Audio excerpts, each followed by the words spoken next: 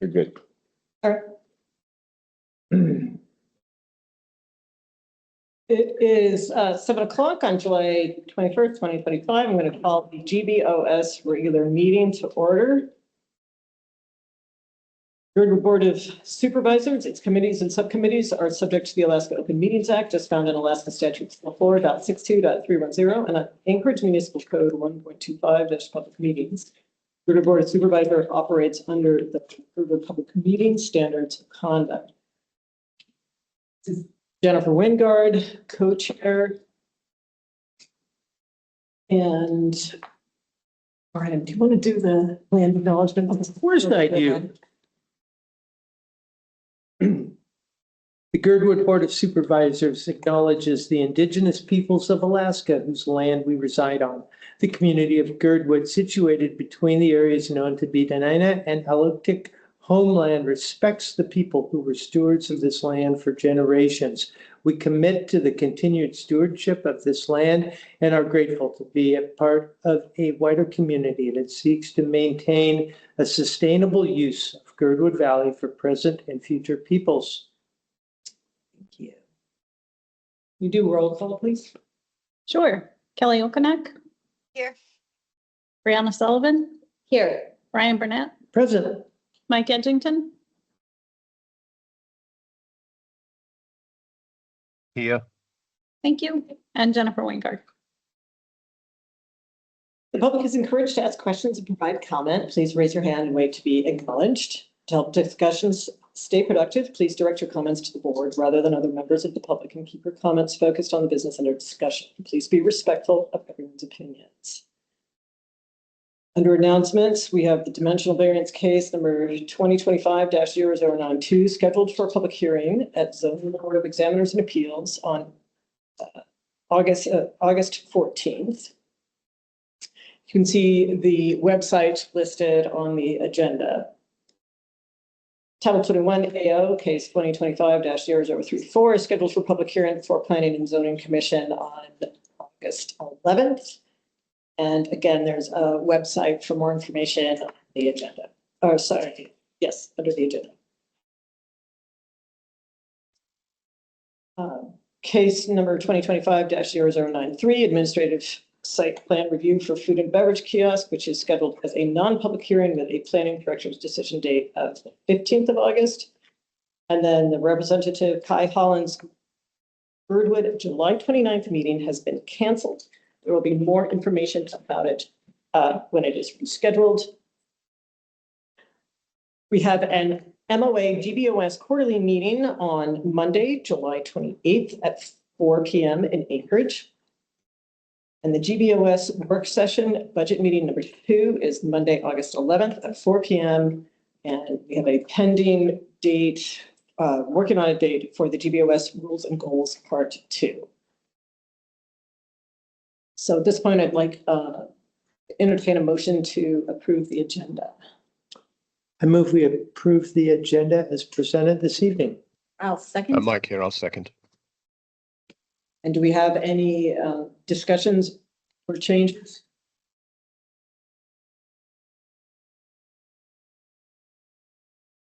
And hearing none, I would take that as assent, approving the agenda for tonight. Entertain now a motion for approving the minutes from June 16th of the GBOS meeting. I'll move to approve the minutes from June 16th. Brianna, I'll second. Okay. Any discussion or comments? Take as assent that we are approving the minutes from June 16th. All right, we have nothing under the consent agenda, and that brings us to legislative presentations and reports, reports. And our first person would be Kathy Giesel, Senator Kathy Giesel, but I do not see her online. We have a representative in the room, though. Thank you for coming. Thank you. Just a couple of quick updates. The governor has called a special session. So starting August 2nd, 10 a.m., members will be hopefully in Juneau. Fingers crossed. Senator Giesel is planning on attending that special session. She is planning to vote yes to override the education funding veto. That's kind of the big pressing thing. We do a weekly digital newsletter.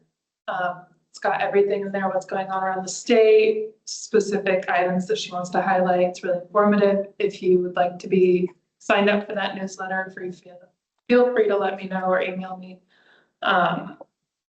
And lastly, we are doing catch up for Kathy events, which is essentially meetings where you can come and ask questions, you can come and just see what's going on, quick catch ups. And we are bouncing around the district for that. So last weekend we had our Basher meeting. Our Girdwood meeting is coming up August 9th or 10th, this Saturday. And it is the weekend of Blueberry Fest. So fun. 9th, perfect. Yeah, so that'll be 9 to 10 at the grind. I'm here for any questions as well. And for the sake of the record, can you remind everybody of your name? Hi, I'm Paige. I work for Senator Kathy Kiesel. Okay. And are there any questions or comments for Paige? I just thank you for coming, Paige, and for all the information in those newsletters. I know members of our community are emailing Senator Kiesel and she's writing them back, and it's wonderful to have her representation on the budget issues. So Absolutely. Yeah, it's our pleasure. I'd also really like to thank her for her involvement with Parcel H and DOT negotiations. Okay, next up, if that's everything, thank you for coming. Next up would be Kai Holland, and I don't see him online. Is that correct? Oh, I'm sorry. Sorry. Representative Holland is in Seattle right now, and so I am representing as the staff Shayna Kilcoyne. And I came last month and we talked a little bit about energy. So that July 29th meeting was supposed to be kind of an energy focus, but with special session, we're kicking it and kind of focusing on special session concerns and issues. Representative Holland will be there along with Senator Kiesel, but we plan on voting to override the vetoes that the governor has put forth. In the meantime, he has been very busy doing lots of educational tours and learning a lot about our infrastructure, about our district. Some folks from Girdwood joined us on a train ride last Monday to see part of the district via rail, which was a really cool event, and we hope to make annual.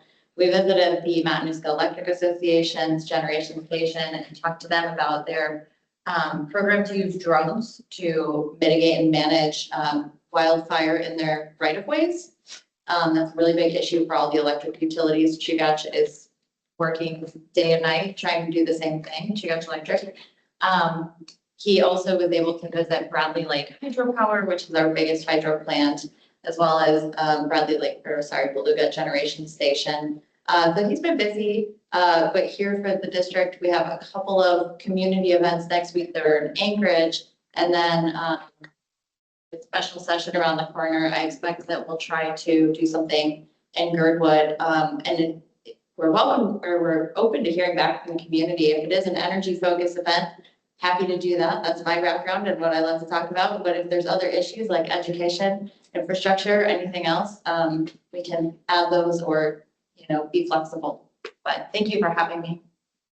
Thank you for being here. Do we have any questions? All right, and any online? Okay, thank you so much for presenting and for being here. Assembly members, I do see that we have Zach Johnson online.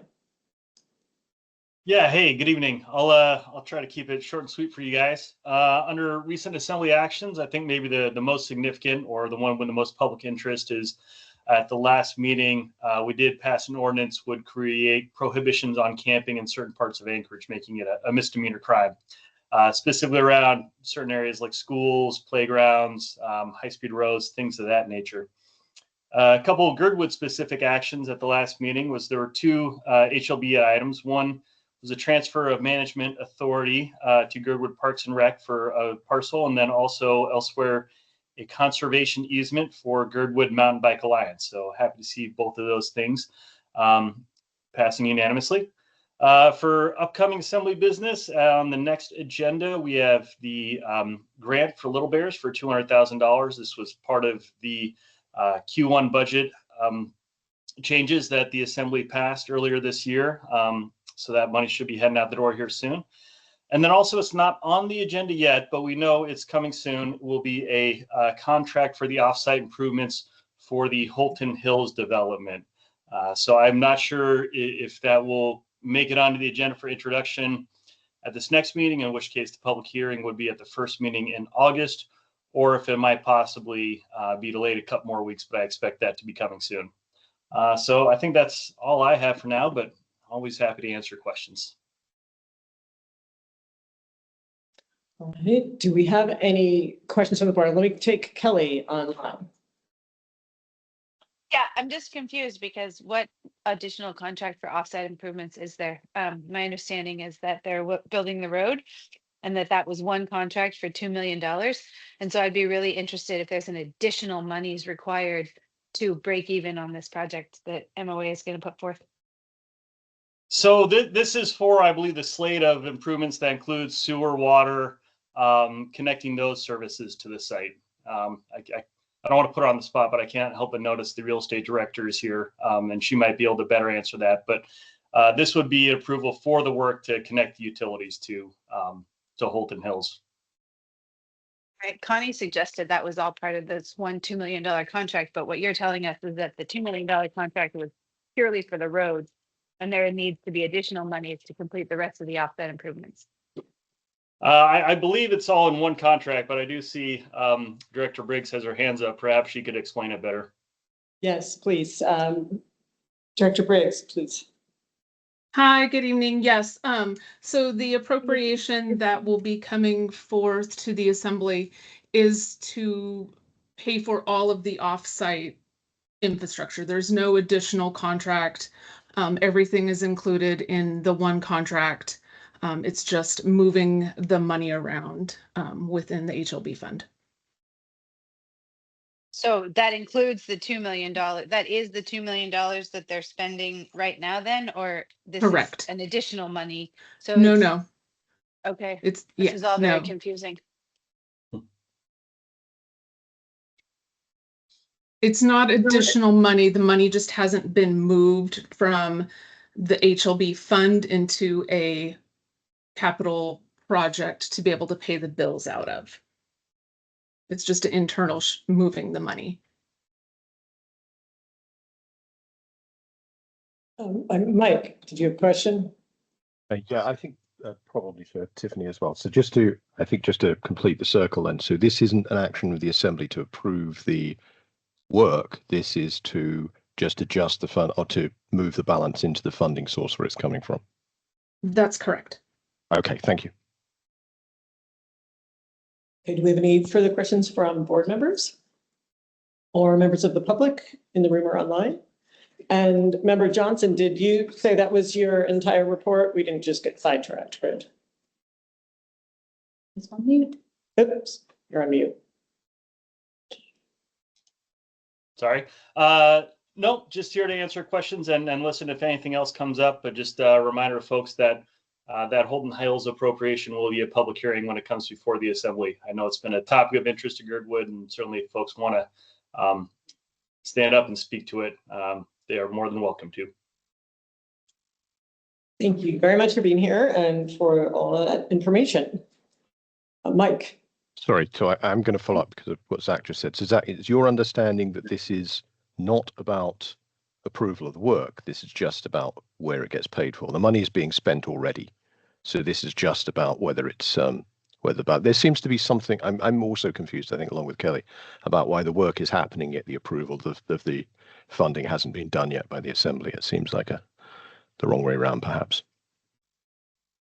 Yeah, it does. So I guess I'm also a little confused, and I'll have to ask some more questions about that because you're right, it does feel a little out of order. But there is the contract for the Holton Hills development, which I believe is considered the authorization for the work to take place. But for funds to be spent before the funds have been authorized for the Assembly does seem a little strange. But there are some things about the way the structure of the Holton Hills contract that are atypical. And so perhaps this is another example of that.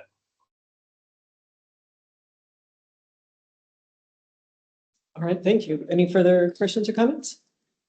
Thank you so much, Member Johnson. Very much appreciated that you are here. Oh, sorry, hand up from Michelle West. Hi, I just wanted to ask about the Turnigan Times, since we're talking about Holden Hills, Turnigan Times did that article with the questions received from Heritage Land Bank or the planning department. And it stated that there didn't need to be any traffic. It was deemed by the municipality that the project wasn't going to impact traffic. Could the Heritage Land Bank director sort of explain that rationale from the municipality of Anchorage?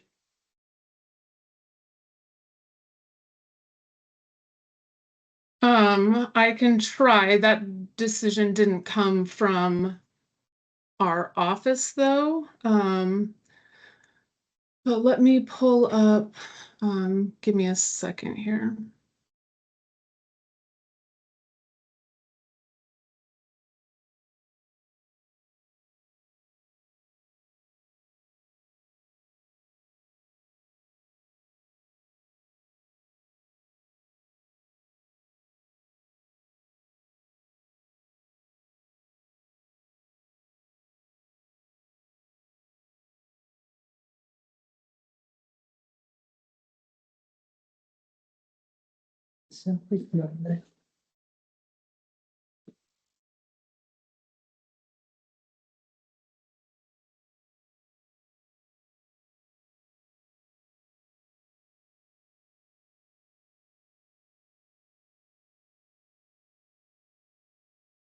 May I say something while she's trying to pull it up?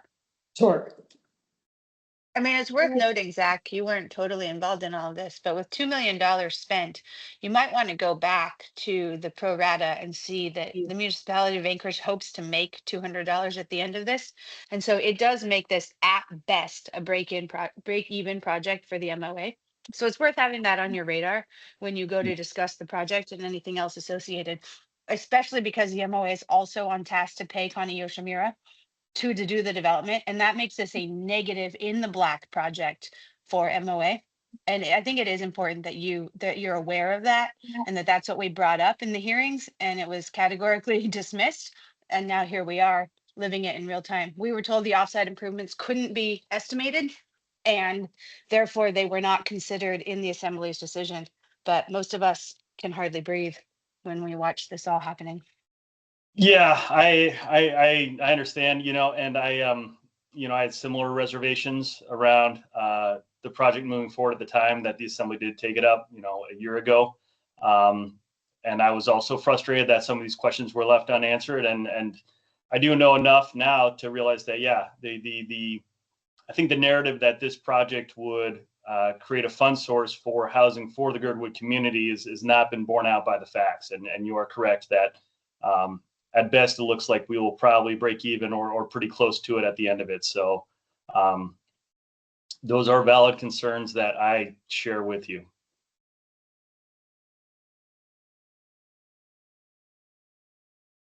Here. Yes.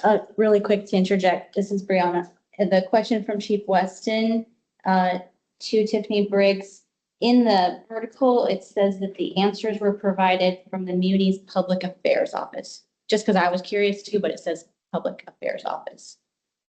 And I know she's looking at something else probably. Okay, Director Briggs, were you ready to answer more? Yes, thank you. Sorry, I had to pull up the information we provided just to make sure I could read it. I haven't seen the Turnigan News article specifically, but what was provided to them regarding the answer to this question was, the question was, has a traffic study been conducted to determine existing traffic patterns, densities, and vehicle traffic amounts on Hightower Road? And then the response was, during the early planning stages of this project, the MOA Planning Department and Traffic Engineering Department reviewed the potential density within the development and concurred that the road improvements would be built to local residential street standards, and they would not require a traffic impact analysis prior to construction. So that was not anything that HLB had a decision over. Okay, thank you. And Kelly, did you have a quick follow-up to that? Yeah, just a reminder that we were told, quote, "the infrastructure will follow," end quote. When we raised these concerns about infrastructure being planned for, they said that could be done as an afterthought. That is the direct quote that we were given at the time. Thank you. And Chief Weston. Is it possible for the HLB to put in the chat or somewhere the person that we can refer, the people that are calling about concerned about traffic, to about this project? That would be helpful if I could direct someone to, there's a number of people that are concerned about traffic and impacts and children and all those things that go along with that. And so if there's a way we could have a project person that's point from the municipality that could answer those questions, versus them all coming to the fire department, that would be great. Thank you. Yep, absolutely. Right. And Chief Weston, if we can't get an immediate answer to that, that also might be something we can discuss at our joint MOA and GBOS meeting that's coming up on Monday. Yes, Director Briggs. Just as a follow-up, did you want me to put contact information in the chat, or should I get it to Kyle to distribute? How would you best like that? In the chat, please. That would be fantastic. Okay. Thank you. Thank you very much. Okay, we have nothing else on this. Thank you. Thank you to both Director Briggs and Member Johnson for all of your information tonight. And next up, we have, okay, look in the room and online. I do not see either Keith McCormick or a representative. If I'm wrong about that, please let me know. Okay, so moving on, we have the Anchorage School Board Liaison, Andy Folleman. Thank you for being here. How do you do? Great to be here. This is normally a time when we don't do anything, but happy to be connected to Girdwood. July really is, the end of July is when things start to crank back up within the Anchorage School District, and it's normally completely focused on schedules and, professional development and other things like that. You may have caught late today on the Anchorage Daily News site, ASD is joining a national lawsuit against the federal government over the rescission of funds that had been approved by Congress and dedicated for education, that amounted to $14 million. They have said they will release some of it. This suit would pursue the rest of it. There are two other districts in Alaska that are participating. Fairbanks is one, and one of the rural districts, and then there are a number of districts from around the country that are part of it, with some of the American Federation of Teachers chapters in on as well. We are still kind of trying to figure out what we have for a budget, although the fiscal year started 3 weeks ago, but here we are. As you know, the governor's called a special session where by statute they will take up the overriding his veto of base student allocation funds. We really have no idea how that will go. And so we're waiting to see how that goes and trying to work with the federal government or fight with the federal government, whichever way you want to put it, in the meantime, to obtain as much funding as we were expecting. Other than that, we're anticipating things being relatively normal. Depending on how things shake out, we may see an increase in class sizes. If these cuts hold, particularly the federal ones, there will have to be layoffs to adjust for the funding. None of the certificated educators can be laid off at this point, although we can avoid filling vacant positions. And that would probably be a significant chunk of it. And when that happens, class sizes increase. So not a lot of good news out there. We are going to be running at best a budget lower than last year, and just trying to make the least painful adjustments to that as we can right now. Happy to take any questions anyone may have. And do we have any questions from the board? Yes, Brian. Mr. Holland, thank you for being here. My question is actually about the construction that's going on in the school zone around the Girdwood School. I'm wondering what sort of protocols there are for construction in school zones as the work that's being done around Holton Hills is on school district land. And to your knowledge, has the contractor fulfilled all of the standards required for working on school grounds and around a school zone, if you will? I have to admit that is news to me. I had no idea Holton Hills involved ASD properties. And we don't have any sort of contract with them, so we've not had any kind of approval process. Any land that we use is actually owned by the municipality, although generally, if they're going to do anything, they have checked with us in the past. I will have to ask. I was not aware that was happening, and I'll follow up with a request to the administration to clarify and let us know. Thank you, sir. Because the contract is scheduled to run about a month after school starts, so there's going to be active construction going on in the approach to the school, and it is going to impact our children in Girdwood. I can understand, and I'll ask if we've been part of that. It is news to me, so I really have no idea. Being as where we don't have a hand in the contract, I don't know that we've been involved in mitigating, but I will ask, and I probably will hear something fairly quickly, and I'll forward it to one of the directors to distribute. Thank you.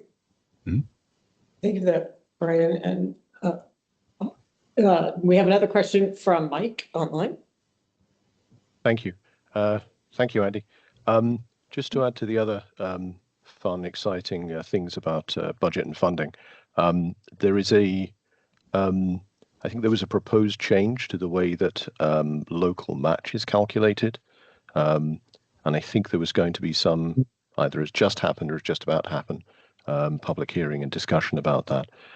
Could you just give a quick summary of what that is and how it affects ASD and whether the board has a position on it? Yeah, thank you for bringing that up, and I should have included that. It is complex, tedious, and boring, so that's the primary reason I try not to talk too much about it. It happens because of all the states. Alaska is the only one that takes federal, the federal impact aid, and holds it and redistributes it based on their own formula. Because of that, they have to meet an equity test from the federal government that it's distributed fairly. And the impact aid is in compensation for federal properties that don't pay property taxes. So it's to make up for that lost revenue. What has happened is that in some cases, some districts reported they had more transportation funds given to them than they actually used for transportation. They reported that income as general fund revenue from the state. That caused the state to fail the equity test. Anchorage is, and I think Fairbanks, a little bit different situation where we don't get enough transportation funds to cover what we spend. We have to pull money from our general fund to complete it. But that caused the imbalance. The solution that is being suggested by DEED, which does not make a lot of sense to us, is to basically prohibit any number of local contributions. And it's not real, the definition of local contribution is not real clear. It's not spelled out. But what the state may be proposing could be interpreted as the lunch money we collect would be a local contribution, and that would actually cause ASD to have to give back state funds on a dollar for dollar basis. To be sure, if the city does something like plow our parking lot or cover utilities or do certain kinds of building repair, those would be considered local contributions. So this was proposed by deed by the commissioner, and it was proposed as an emergency regulation about a month and a half ago. It wasn't on their agenda until the day before. A number of us testified and just made it clear that actually Alaska makes it pretty clear what an emergency is. This didn't qualify. It was a violation of the Open Meetings Act in terms of people not being notified, et cetera, et cetera. And the board, I think, wisely declined to take action on it. But what they have come around is they put it on their regular agenda, and they're taking public comment. And I'd have to go look to see if that's still open. And I'm hearing that it is still open.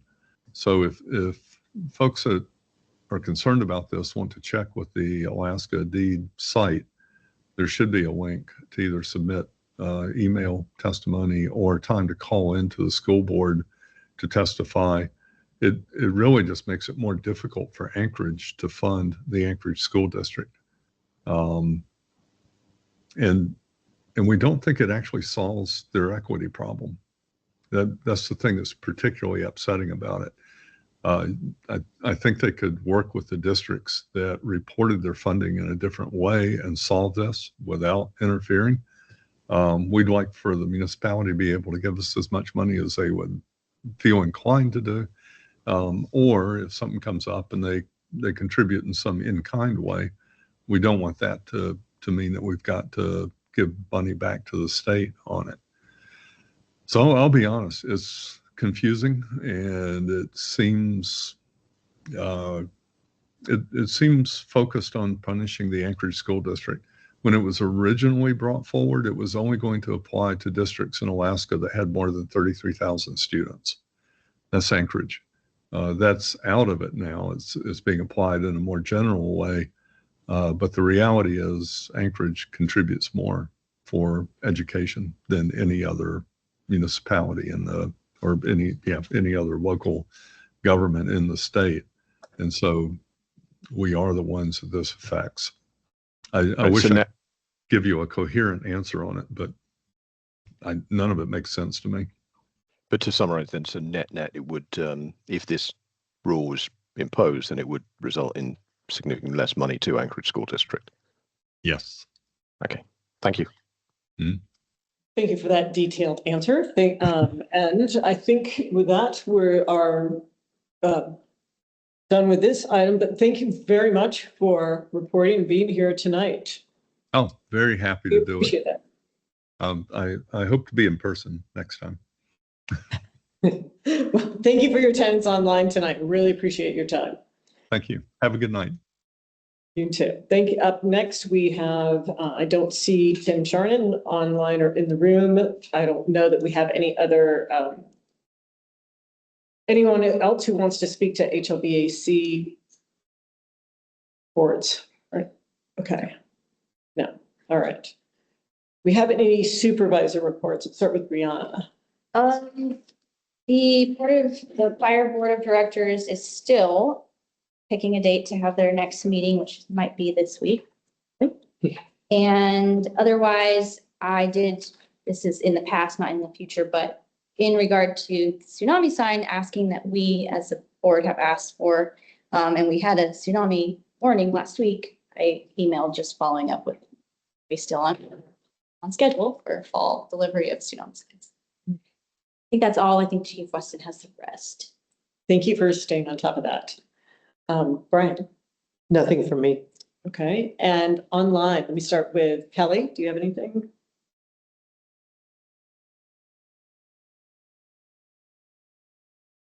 Kelly, do you have any supervisor report? Sorry, I was trying to get out of the chat and into a mute That's button. okay. My That's apologies. I do not.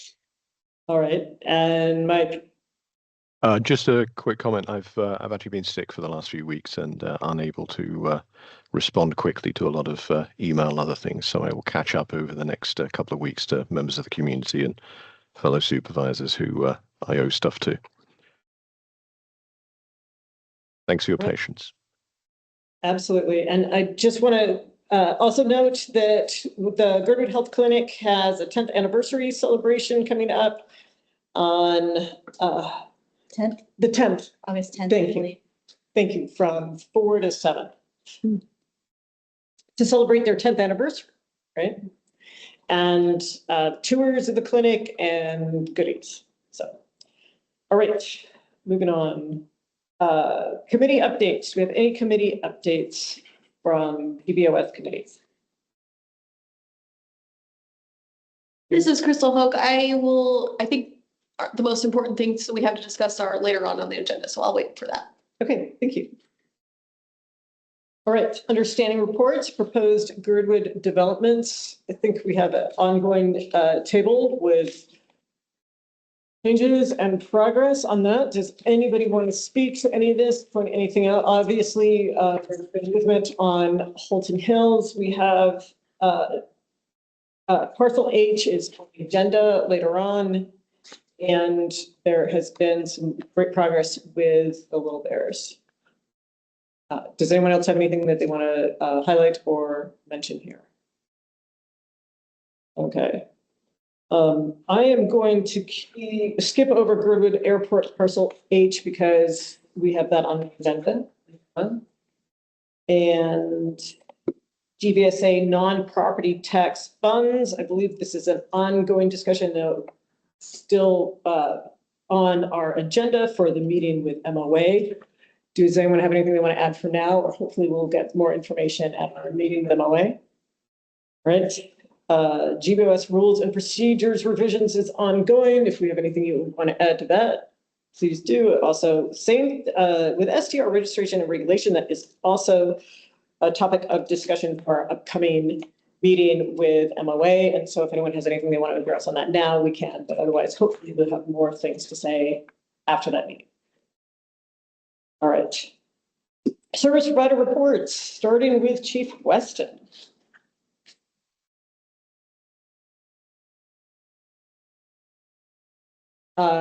Chief Weston, do you have a report for fire?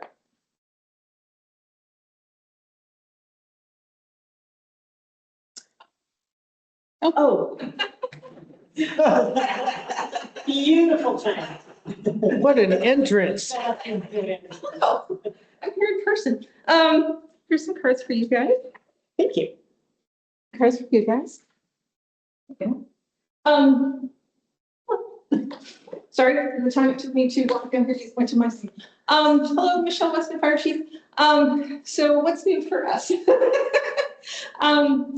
I have drafted the community evacuation plan and given the information and the wordage towards to the municipality, who told me today that it's all loaded in to the grid system, which is a good thing. So if we had waited, we probably would have been waiting like another year or so before we get out of the community welfare protection plan. So we still would have had to do it. So I went ahead and just did it, which basically created evacuation polygons for the community. This is something that I do when I get deployed with the Alaska team. I do the evacuations for large federal and state events. So it made sense that I would just, so, and then I also ground truth these polygons when I had the workshop about a month ago with 2 representatives coming in, I think it was 48, who were specialized in evacuation. So anyway, so I'm pretty happy that that's done. That's a big sort of lift, but I'm happy it's done. Along with that, just because Forest Fair was happening, I got the municipality to make some emergency little cards that we can hand out if there's an emergency, so people know where to get emergency information from the municipality of Anchorage. What it doesn't have on here, unfortunately, because it's a generic one from the municipality, it doesn't have Glacier City Radio, which also provides emergency information. And it doesn't have the Girdwood version of NPR. So it has 91.1. So not perfect, but super good, better than nothing. So anyway, so I have 2,000 of these. I'm going to try and get them out to people that have Airbnbs and try and get them to everybody's house. so everybody could have this handy and they would know things. So, and during the tsunami alert, they did put out the one alert that said it's not here in our area through the reef system. So it did happen. So that's the business cards. Fire deployment wise, we've deployed twice Girdwood assets, once to Bear Creek Fire, which was next to Space Force up in Clear, and then also to Nanana Ridge, which was between Nanana and Fairbanks. We sent the tender and brush truck up there. They just got back. And Bear Creek, we sent the brush truck, and I was sent there too. So I believe that our revenue we're going to get from the apparatus rentals alone will probably be around $30,000. And I almost think I have enough to purchase a replacement Polaris Ranger for us. So which we'll get finally, we'll also get a skid mounted unit for it and a EMS unit for the back unit, skid unit you can put in, which will enhance our trail. And also a wildfire trail response. So we'll have a skid unit, wildfire skid unit in the back of this. So anyway, that's my grand plan and not affect the 406 game. So we have 17 firefighters that retired this year. That's the most ever. Last year we just had me. So I'm happy that we now have 17, super happy. We had 4 staff accepted into paramedic school this fall, and that was funded by a FEMA grant that's expiring in, well, the end of this week. But we got them in. The medical sim man, which I wanted to bring over, but I recognize it's too next day to bring it over, maybe when it's raining, I'll bring it down. The medical sim man got activated. That was another FEMA grant. That is a medical mannequin that is a good training tool. And DOT heard our suggestion we've been saying for many years and added mile markers to the Seward Highway pullouts so when you're lost in a snowstorm and you're at a pullout, you might know where you are. So super happy about that. And McQuaid Ellis finished his engineer skills practical thing. So he's a new engineer, which basically means he can pump and drive the fire apparatus and the engines. And that's, McQuaid grew up here. It's a pretty wonderful story to have somebody who grew up in Girdwood who now is an engineer and teaching the fire department. So I just love that. The Mayor's Community Grant was awarded to us. That was for Gore-Tex jackets for fire and also for the CERT team. And then Steve Bart, as everyone knows, Bartholomew is the new CERT team coordinator to take that over from me. Next slide. I just wanted to talk about Forest Fair for a minute. So when we do Forest Fair, we always put on extra staffing. Fire does, I think police does too, and there's a tow truck. It usually happens during campfire ban and it's high fire danger.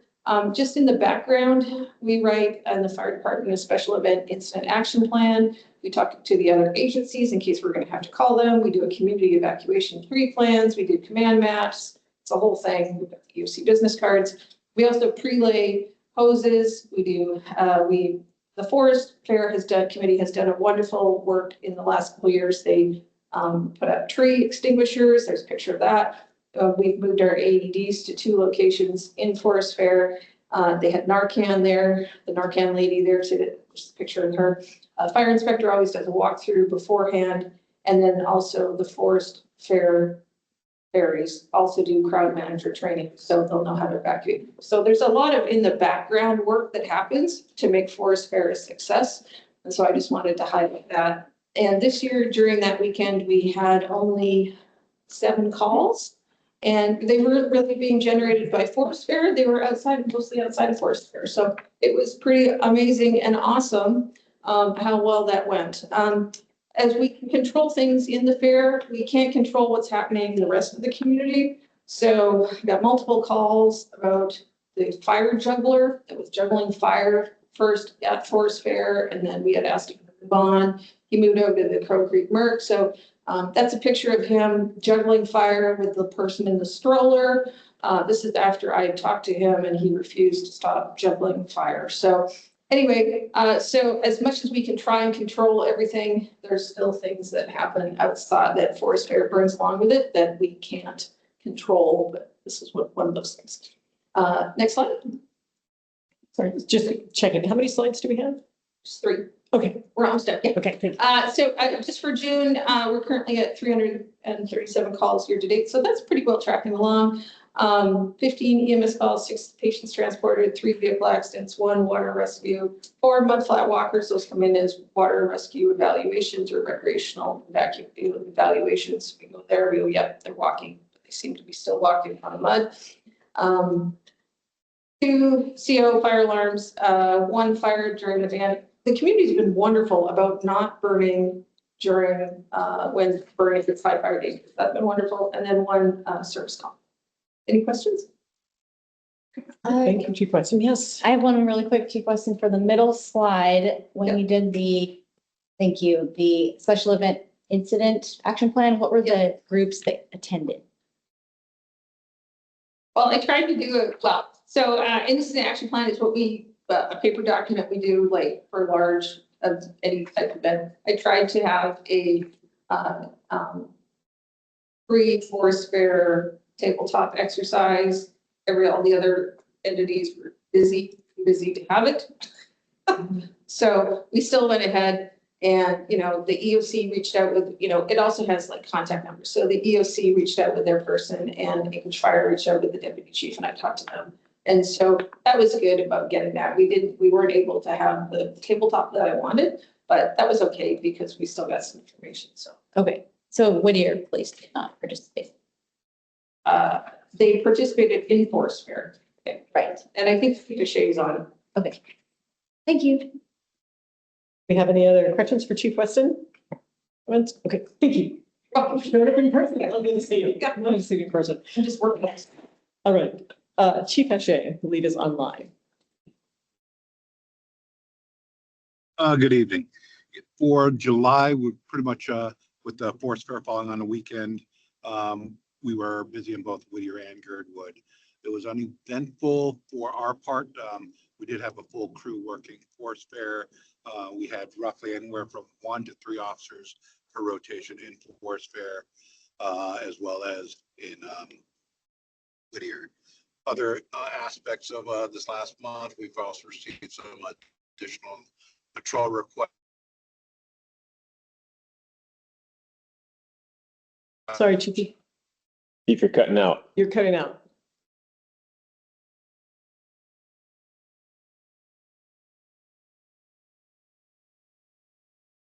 Chief Hachey, we can't hear you at all right now. Are you able to reposition at all? Come back. Okay, so we'll see if get him back online.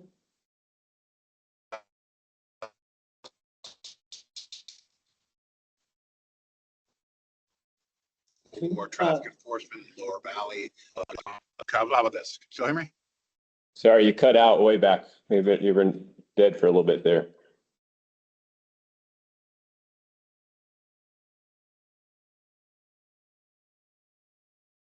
Chief Hachey, I think maybe we'll move on and see if we can get some better reception, and we'll try. We'll move on to the parks, roads, and then circle back. Okay, starting with parks, we're happy to announce that tonight the community survey for the Girdwood Parks Master Planning has kicked off, and so you'll be able to find that at girdwoodparksplan.com. We'll be sending out some social media as well over the coming days. That will be open for 30 days and allows for people to comment on the park planning that we're doing for the different park parcels, and if people identify future park parcels that they'd like or parcels they'd like to see as parks. The survey is part of that. So this will be the first of the public input into planning parks for the future. So that is live as of now. The Girdwood the Girdwood Trails Committee and Friends of Girdwood Trails held a work party most recently, and it was also Barb and Paul Cruz's anniversary that night, and they worked on the middle of Iditarod, and so they did a lot of work to help us on working out there. As well, we've had a trail crew from Alaska Trails out there mostly all summer, working on getting all the mud holes taken care of, better drainage, And then we built some bridges to replace bridges that have broken. And so lots of work happening out there. So if you get a chance, hike the middle of Iditarod, especially the portion between Crow Creek Road and Crow Creek Road up what's on the would be the west side up there to Ann's Meadow. They fixed a lot of the wetness through there. Luckily, it's been really dry, so it's been really good to work in these conditions and get a lot of things done. As well, we've had a lot of other things going on, but we have to really recognize Paul Cruz. He's been a huge asset to us, leading a lot of these different projects and working with the crew. He's just put a lot of time in out there. So he's helped with that and also done a lot of work on the Beaver Pond, we're trying to replace boardwalk that's starting to finally fail and put in tread with gravel that's more sustainable and longer lasting and improve the drainage. So, and they're currently working out there now in some of those sections. So we appreciate all the work going in out there with our volunteers and the trail crews working out there in that aspect. We have quite a few things in process, and I'll just pull it up here. I won't get into too much detail. You can read it in the packet, but you can find the different things throughout here, all the different things we're working on. We're working on replacing that bridge Town Square between Town Square and Crow Creek Road there, getting that on a real foundation. Right now it sits just on tonnage and can easily wash away.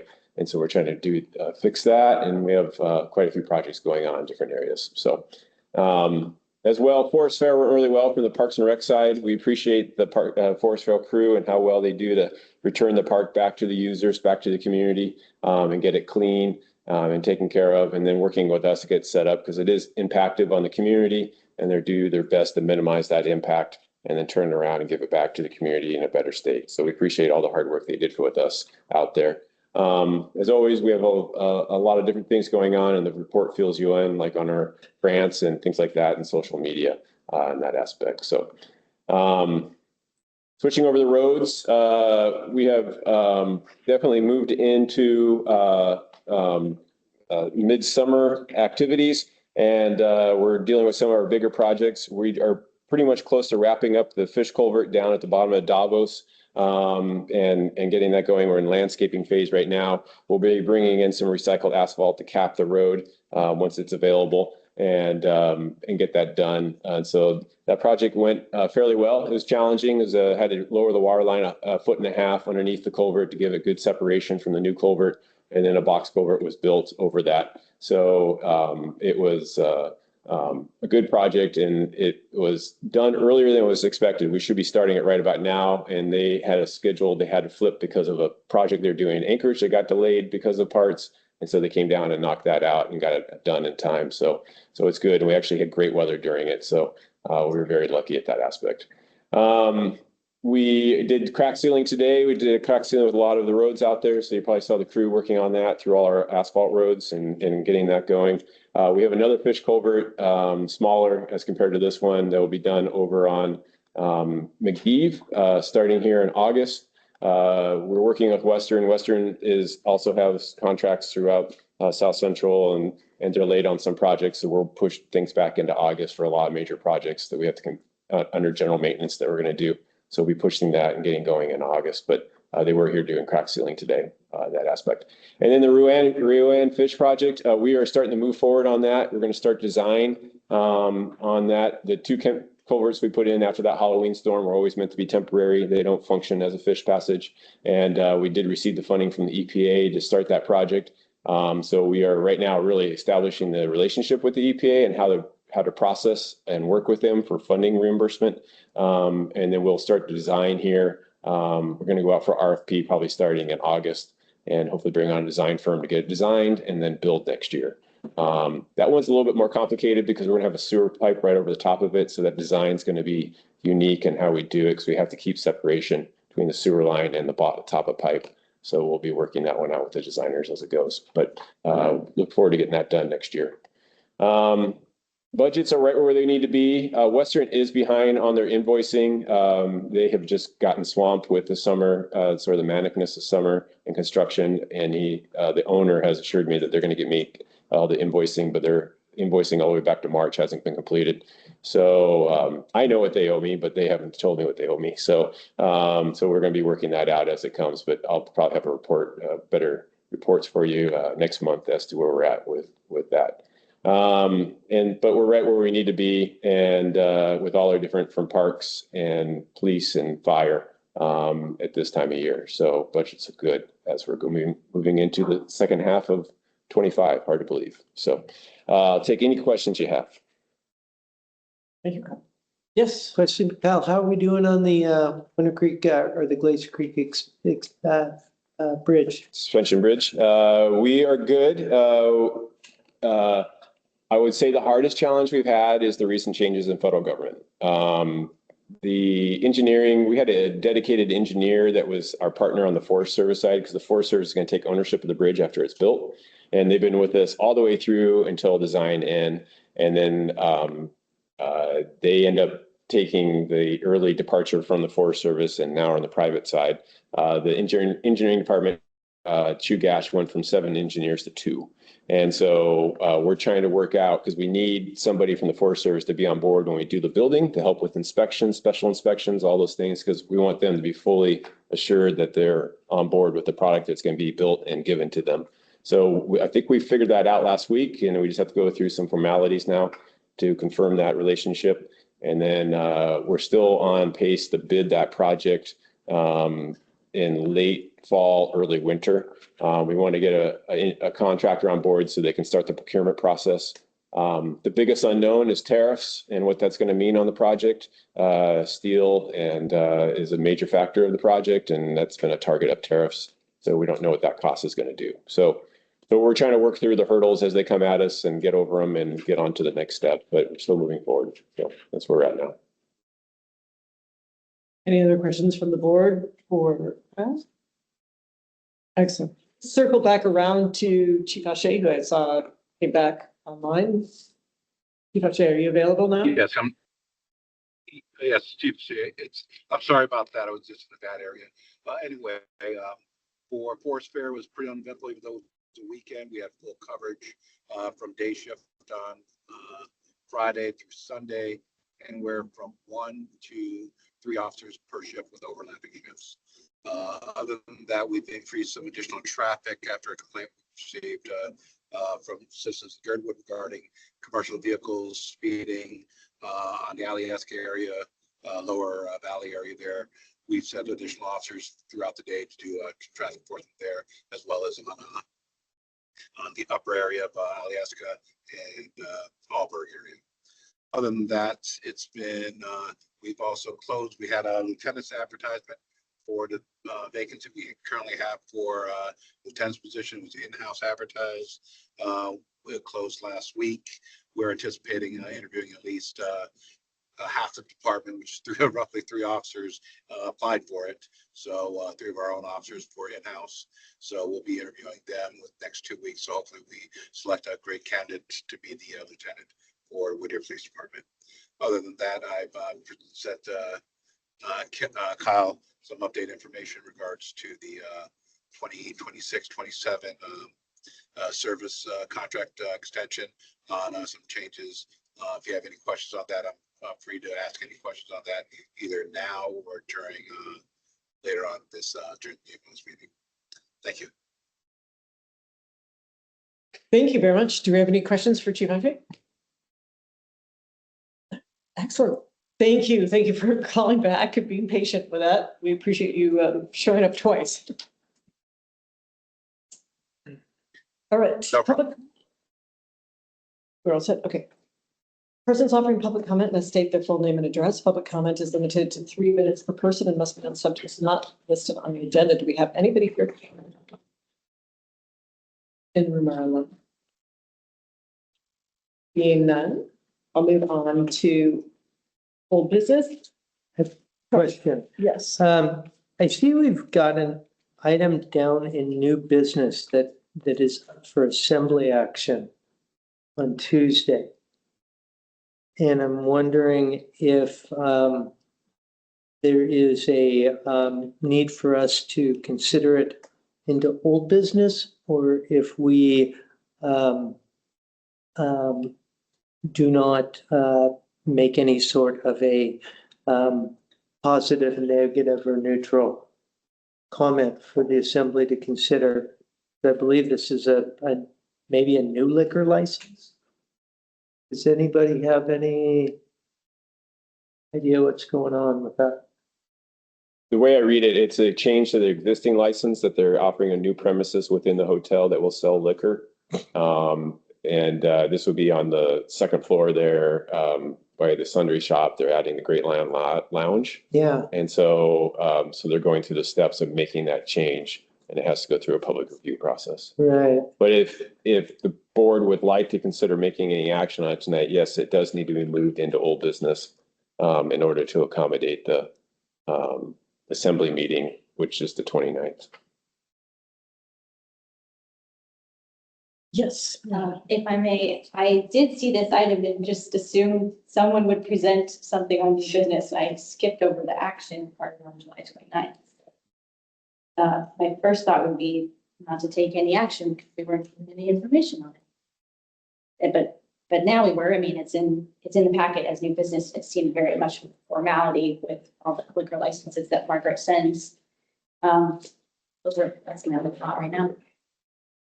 Okay, Mike, online. Along the same lines, normally, because this is the assembly meeting next week, we normally wouldn't see any details until the agenda is published on Wednesday.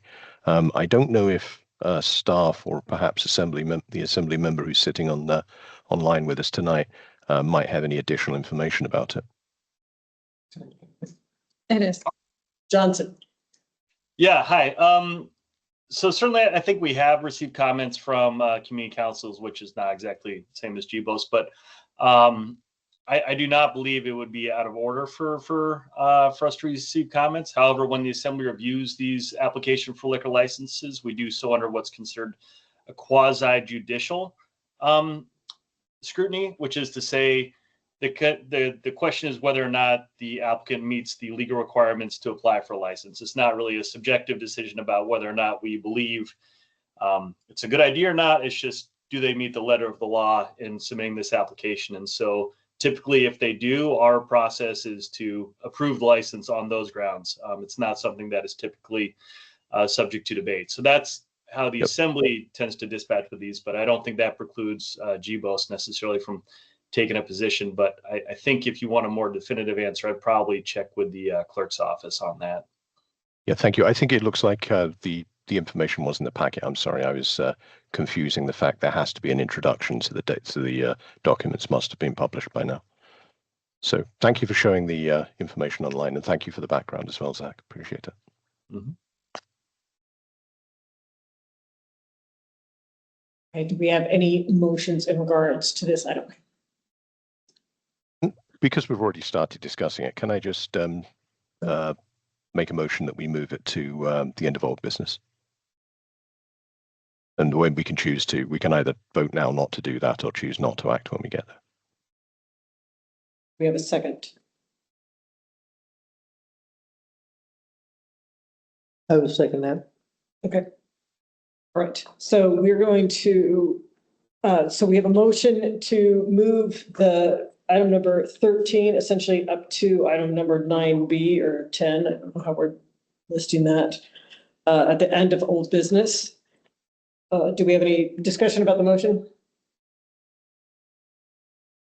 All right, let's do a quick roll call vote on that. Sure. Mike Edgington, Yes. Brianna Sullivan, Yes. Kelly Ockenick, Yes. Brian Burnett, No. Jennifer Wingard. No. Motion passes 3-2. Okay. Quick point of order. I think if we're moving items within the agenda, we need 2/3, I believe, which would mean it would have to be 4 to pass. So I think that actually fails, but I'm happy to be corrected.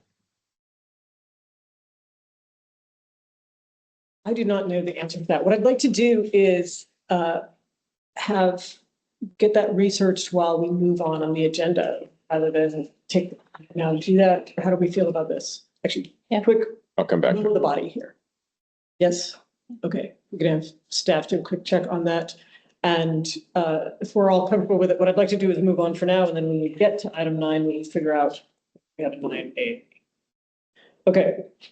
Bed tax allocation to Girdwood to mitigate negative impacts of STRs. I believe that we are going to get more information about this with our meeting with the Muni on Monday. Is there anything that we need to discuss or act on tonight about this? And I'll refer to Mike on that. No, I was hoping I would have had time to have at least a draft resolution that we could look at and discuss, but that's going to have to wait until next month. Okay, thank you. Thank you for that. I'm glad you're feeling better overall. I would, if there is nothing more on this item, we move forward to airport parcel H. There is an update very nicely typed out for us from the people involved, the committee now involved on this ongoing project and issue. I am first of all curious if we have a recommended action item on this, if there is a specific action being requested from GBOS, or if any board members want to speak to this item first. Yes. I'll just say, if we're going to talk about parcel H, I've given a disclosure prior. I just want to reference that for the record. Okay.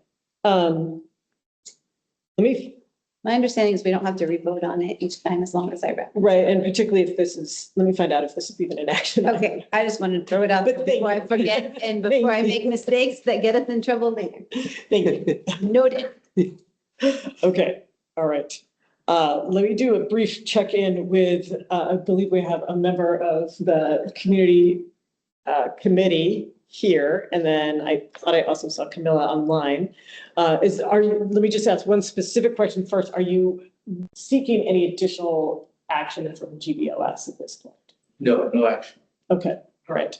And do we have anything that you want to add to the update that is included in the packet for the parcel H report, which I'd like to note says that there has been movement forward about this, that the DOT has decided to approve increasing the size of parcel H, and that there are a number of actions that have been taken by the committee to continue to try to ask for information and to push the issues around the development of parcel H.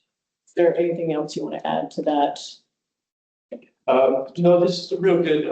Camilla wrote this, and maybe she'll speak if you give her a second after. Really, I'm here to thank the board for their letter. That was very, it was part of the public comment period. Thanks for that letter. I think that made an impact, because DOT did respond to some of the items specifically in that letter. So thank you. Thanks to all of you. Also, I want to say that we have, since the last meeting, received further confirmation from the mayor's municipal manager that they do plan to require DOT to do a municipal permit. DOT still disagrees with that, but the city has said they will issue a stop work order if it starts without one. So, it seems like the municipality is responding really to what you guys are proposing too, but also to us. And so we're pleased with that. No real movement on the DOT side. They're kind of digging in. And the first bullet says basically claiming that the Girdwood Airport Master Plan is not necessarily something they need to follow. So there's disagreement there. And but I'm here just to say, thanks for that letter. And I know we discussed it at length last time. It's helpful, so we appreciate it. And speaking of GBOS, actually, thank you for that. Speaking of this as an item under GBOS purview here, to the extent that we have any say on it at all, which we kind of don't, but we are working with the city and have particularly asked at our upcoming meeting to have a phone number for reporting development activity. So having a contact number with the city, and then also for clarity on what triggers city involvement and engagement, particularly from city, muni, and planning. They reiterated that the city can only enforce zoning and plating, and there are issues with what seems to fall within airport use, but they are also continuing to wait on plans from developer. And I was very glad to hear that a public records request had been submitted, because the city was suggesting that as a way to try to get some clarity on something that hasn't been clear at all, which is what the plans for development actually are. So, do we have any other comments or questions about this item? I just add one more thing to you guys. Thanks for that. And just a reminder that in that Girdwood comprehensive plan, GBOS is pretty much co-equal with the municipal planning department and DOT when it comes to these airport boundary issues. So just to encourage you guys to step into their role. So thanks. Thank you. Yeah. I appreciate your comments. Yeah. Yes, Kyle. I had a question. This is the first I've seen of this map that came in. Are they proposing the development in the existing parcel H or the amended parcel H? I can only speak to what I read in the packet that they gave out, and is that they're gonna, right now, they're requiring the building to be an existing parcel H. Okay. And that's correct. Okay. As of now. Okay. I would just chime in to thank all of the neighbors and the new government here and our board for communicating the last few days about this last update. I wouldn't have known unless it was sent. So, and seeing this map was a little confusing, and I thought it was the amended was to be toward the taxiway or to make it accessible to the taxiway, and that I didn't think about the dwelling actually, and that's helpful. But I look forward to more communication, and I appreciate Senator Giesel as well on her response and thinking about how she could act on it. She's been a great advocate for us, real vocal, and allows us to share her comments. She's really on board with this, supports you all. And I don't mean to leave out Kai, because he is working on legislation to help rural communities with airports to have more say in development. Thank you, Jennifer, too. Yeah, thanks, Graham. Synopsis in there, I didn't know that. Thank you for showing up, and the continued engagement, as Brianna said, the engagement from the community has really helped. And you can call Camilla or I anytime. We did get a new nonprofit that we're in the process of. Thank you. Thank you very much. Right, yes. I'll just say that, and I don't know if you know any more information, but I guess I initially interpreted it as positive that they are going to update the airport master plan. So that might be an interesting forum that we need to pay attention to for getting our say, and the rest of it, the hotel would be relevant in that. I mean, there's a lot at the airport still. And so just like the comprehensive plan here, it will matter what goes in. I'm guessing there'll be public comment on that, but I thought that was interesting reference at the very bottom of that lease approval. All right, thank you. Thank you very much. Moving on to item number 8. PSAC recommendation for GPOS recognition of support for 2-year extension of the Girdwood Police Services contract between the municipality of Anchorage and the city of Whittier, including an increase for dispatch services at a total cost not to exceed $925,000. Yep, I'll take that. And so we are now within 6 months of the contract that we're currently ending. And within our contract, we have a 2-year extension at an established rate to take us through 26 and 27. Our contract rate will go to $856, a little bit under $857 for each of the next 2 years. And Whittier is agreeable to renewing that contract, but they've asked for some additional costs to cover expenses that weren't originally seen in the contract when it was signed 3 years ago, that total $40,000. And so that would be for the new dispatch services. They went out to RFP a few months ago and ended up with the city of Valdez doing their new dispatch services. When we first started this contract, they were with the city of Cordova. And then during that period, they moved over to the city or the island or city borough of Sitka. And then with the most recent request for proposal, the city of Valdez was chosen, which has proven to be a very good dispatch service. And over time, the dispatch service has grown for them. When we first started the contract with them, they didn't have a dispatch service. Whittier didn't require dispatch because they had a small area to patrol. But bringing on Girdwood and spreading officers out and taking on large service call area required dispatch. And so over the years, they developed that dispatch contract. And as I said, worked with three different organizations to fulfill those services for the policing. Part of that is software that goes with the new dispatch service. So they're splitting that cost, and these costs that are shown here are being split with the city of Whittier. And dispatch services were already part of our contract, but due to the higher costs, they're showing the split here as to what we would pay when Whittier is paying the rest, and then the software there, and then. One thing that Chief and the city manager recognize is that the personnel costs and equipment have grown over the years, especially having more staffing on for large events like Forest Fair, New Year's, and Slush Cup. That requires overtime, bringing guys in on days off and making those covered for large events here in Girdwood. So in total, they're asking for additional $40,000, which would bring the new contract for 26 and 27 to $896. 905. We briefly discussed this today with the city manager, and she recommended that we meet with legal to discuss this and determine if the contract even allows for this increase and to look at it. So I've already this afternoon emailed our attorney, who's really signed to Girdwood, Zach, and he is going to start working on that. I plan to meet with him tomorrow to discuss it further. And then at the meeting on Monday, we'll probably have a better clarification as to what the contract allows, so that as a board, you can consider if this increase is even allowable, and if so, if you'd like to approve it. So we're not asking for action tonight, but I just want to give you the steps and what we're looking at and what is coming before us before we renew this contract. And the contract ends on December 31st at midnight.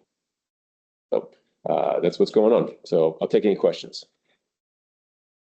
Are there any questions from the board? Thank you, Kyle, for explaining all of that right now between last meetings. Thank you. I do have one question about the overtime, the personnel and equipment increase. It's sorry, Mike, I didn't see your hand go up. Let me ask my question first and I'll go to you.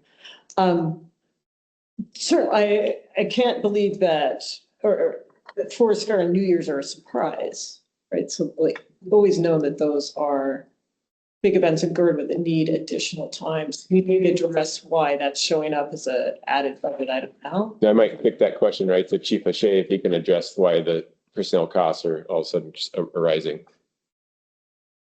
Yeah, the personnel costs are rising because the next 2 years, Forest Fair falls on a weekend, which means it encumbers both Whittier and Girdwood, where when Forest Fair fell on a weekday, we had, besides 4th of July festivities in Whittier, there's also one in Girdwood. We have to pull additional resources, so we want both communities to be protected. So there's more personnel. So for Forest Fair, I right now have a staffing of 6 police officers with 1 on call. Forest Fair during that weekend will generally get 5 of those officers for the calls because it's a weekend, and then for the next 2 years being on a weekend, I need to try to get additional officers to work Forest Fair, so it'll be safe for both communities. The other additional costs associated with that is just the equipment that's needed. The maintenance of the vehicles have increased exponentially due to our vehicles hitting the 60,000 mile benchmarks. So those are the 2 primary things that increase the overtime aspects. And then that not only covers Forest Fair, that's Slush Cup, Forest Fair, Blueberry Festival, any type of large event or venues in Girdwood, especially falling on weekends. We get more officers to go over there to ensure the community is taken care of. So that's primary, the overtime aspect. And the $10,000 for that expense is broken down both into vehicle and equipment for use during those events. Thank you. I appreciate the answer. Mike. Mike, did you have a question? Yeah, hopefully you can hear me now. Yeah, I just question for the chief. I just wondered if you could say what is the total dispatch cost? I see the 25,750 plus 7,000 for software, but does that represent 50% of the cost? Is that prorated for the number of dispatch calls you get? I mean, what's the ratio? The total cost for dispatch service under the contract was $91,125. Since Girdwood for the 2026, 2027 budget, we already earmarked for that budget of 35,000. Well, we, in terms of looking at stats, is based on a 2/3 ratio of the calls over there. So we charged 2/3 of the dispatch contract to Girdwood. And what we did was subtracted the 35,000 already earmarked from the 2/3 amount. That gets you the current price. Let me pull up my email here of roughly $25,000 for the next 2 years. So okay, and that 7,000 is already for, prorated. got it. That's for the software updates that come along with the dispatch service. Yes. Right. Yes. So that's like a capital cost. That's a cost because additionally is we're actually spending more money on licenses for dispatchers since there's more. They usually have 2 dispatchers on shift, as well as a CAD-to-CAD integration between 2 different softwares. So that's going to be capped right now. We're still working with different vendors, but we capped it at that amount. Okay, thank you.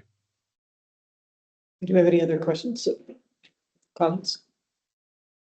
Okay, Oh, so actually, you said I did have one. Sorry, I did have one quick follow-up to something you said earlier, Chief. When you said Forest Fair falls on the weekend, I think Forest Fair always falls on the weekend. You mean that July the 4th is falling on the weekend for the next couple of years? So it's that you've got both things going on at the same time. I think that was I think that I didn't get that initially, but I think that's what you meant. That is correct. Yeah, thank you.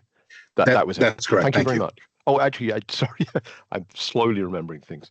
The other thing I just wanted to point out is this is probably more appropriate for a budget discussion, but actually although the number has gone up because the assessed value of property in Girdwood has also gone up, this is actually almost the same mill rate as we started off with. So I'm not saying that's a good or a bad thing. It's just interesting to note. I have one more question for Chief. Chief, I think we discussed earlier, and I think you're looking into seeing within the budget you have to see if you can add an additional officer into the rotation. Is that correct? To bring your staffing up to a total of 8, including yourself? That is correct. We're looking at now for Whittier has switched to a 2-year budget cycle. So probably by the next 2 months, we're looking at seeing if we get an additional officer, staffed patrol officer. So that would give us for total staffing, if everything's approved by my city council, would be 2 administrators, myself, as well as the lieutenant, and 3 patrol officers on each rotation. And the patrol officers will be working day shift, mid shift, or swing shift and night shift. So with a little bit of overlap in the swing shift aspect. So that's our current goal. We'll see how that comes to fruition closer to the end of our budget cycle. And our budget cycle for Whittier is a calendar year.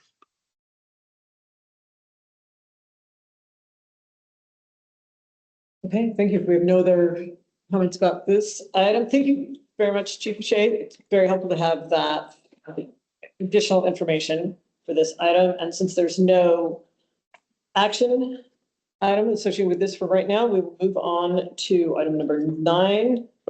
Just before we move on, can I just ask one question of when do we have to take action on this? Just so I understand the timescale.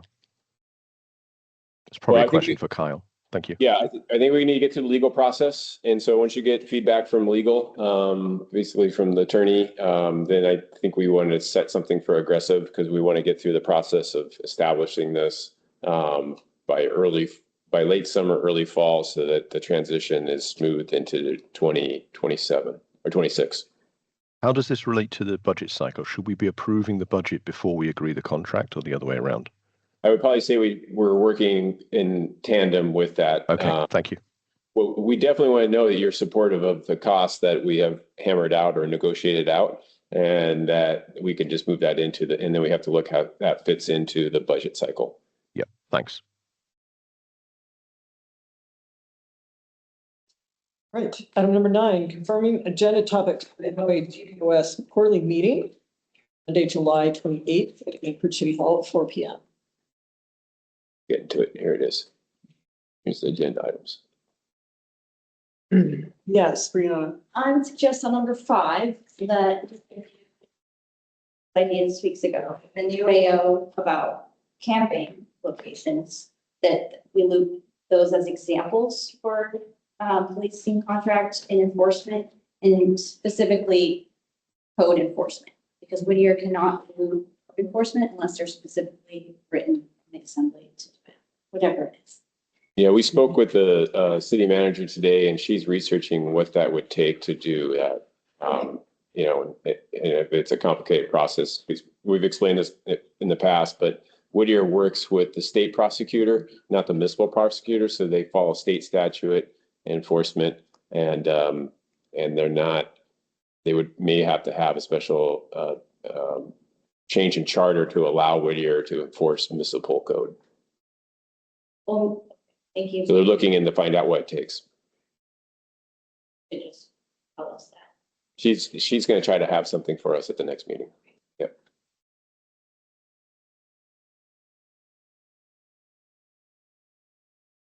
Okay, and so part of number 5 is also what we were just talking about. Correct. Do we have any other comments or additions for this agenda for Monday? I thought that Tiffany mentioned having any additions. Mike, did you have anything? The other addition would be the an update on the land use or changes to Title 21, whether we can, the method for initiating those. That also came up with the discussion with the municipal manager. So there is some movement on that. We make that its own subject. Yeah. Yes. Got that. Could you restate the topic? It's to enable GBOS to initiate text changes to Title 21, Chapter 9.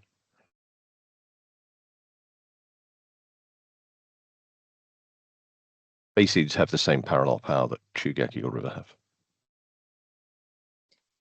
And do you have people specifically that you want to have included in the invitation list? It's actually an item that the municipal manager suggested we discuss because she has updates to it.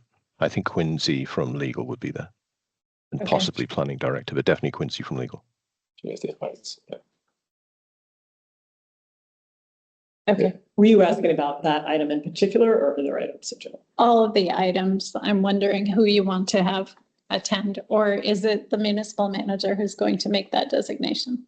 I believe she listed people as we were talking today that she was going to include on various subjects. Yeah. I saw a lot of forwards go out today for the invite, so okay. Taking care of it. Great. Thank you. I think one thing that may come up under the HLB first item is also to talk about the tracking out of the potential subdivision off Ruane and Alyeska Highway, because that's part of that same sort of track area. So I think there'll be an update on that as well. As part of item number 1. But number 1. Yeah. Yes, come. Who's developing that, or what's the backstory of that tract? It's an agenda item down the. It's okay. Yeah. To be discussed. Sorry. Sure. Thank you. Okay. That is all we have for item 9. Can I circle back over this question of moving item number 13 into new business and vote requirements? Do we have an answer to the parliamentary question that was raised?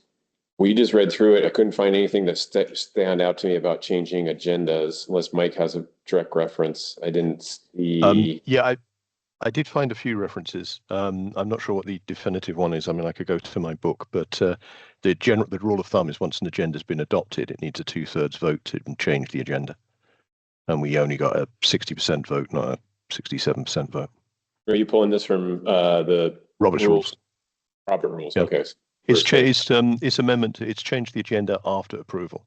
After, you can make changes, simple majority, until it's approved. Once it's been approved, it requires 2/3. I personally don't care either way. It's just if we're following it, we should, it would stay in new business because we did not get enough votes to meet 2/3.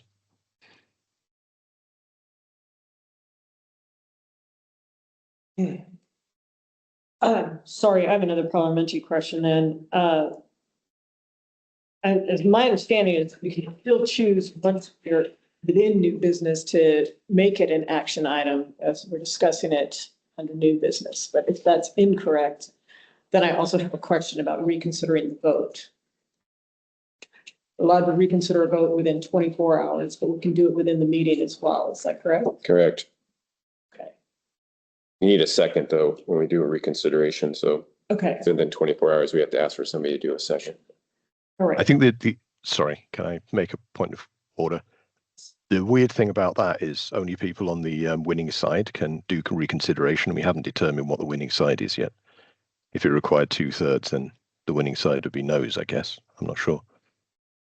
Well, I move to reconsider. Okay, so we do have a motion to reconsider.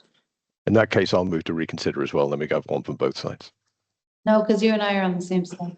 Oh, sorry. I thought you were in a... Weird, huh, Mike? No, it happens. I don't know if I can as chair. Oh, then I can. I'll also move to reconsider. I think it's clear there's we should revote, so.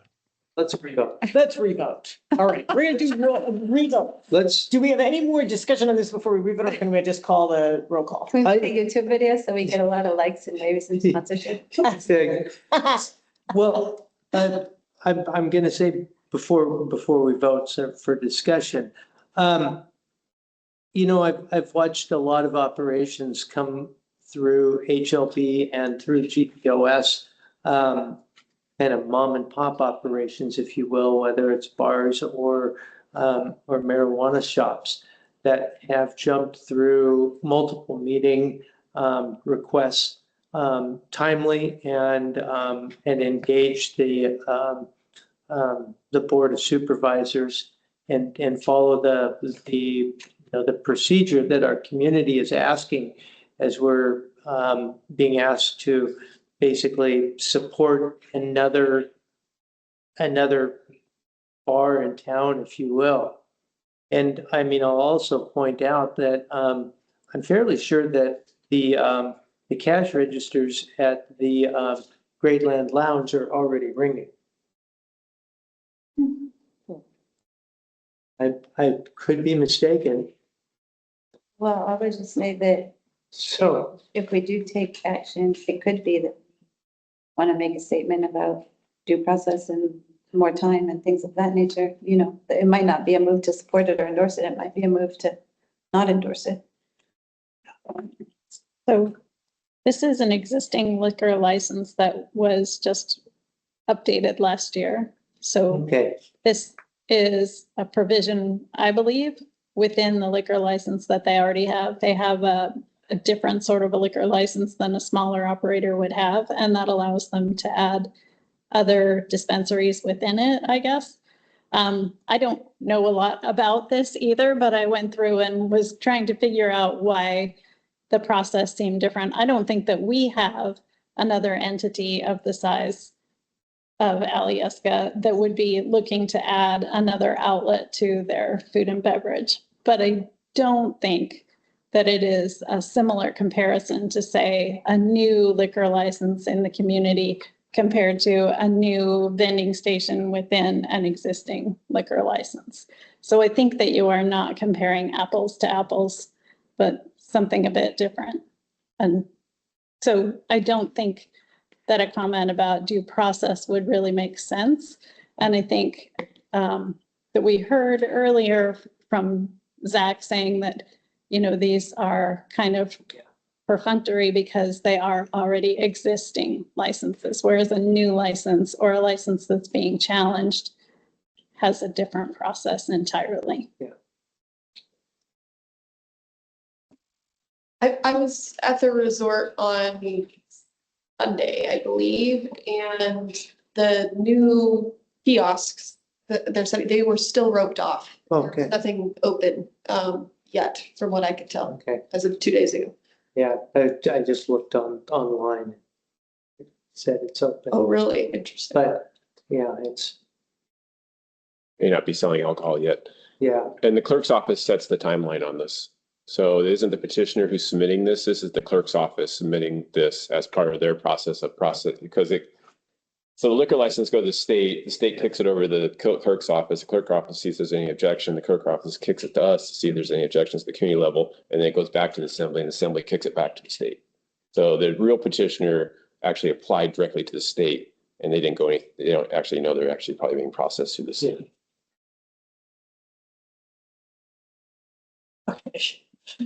The original motion is just whether or not we move this into old business, not the legitimacy of the question itself. So let's do that vote first, and let's do a roll call vote on that if we have no more discussion about that. I will just say, just real briefly, that I took Brianna's point that we didn't have much information about this, and I also take Brian's point that we don't have much information about this.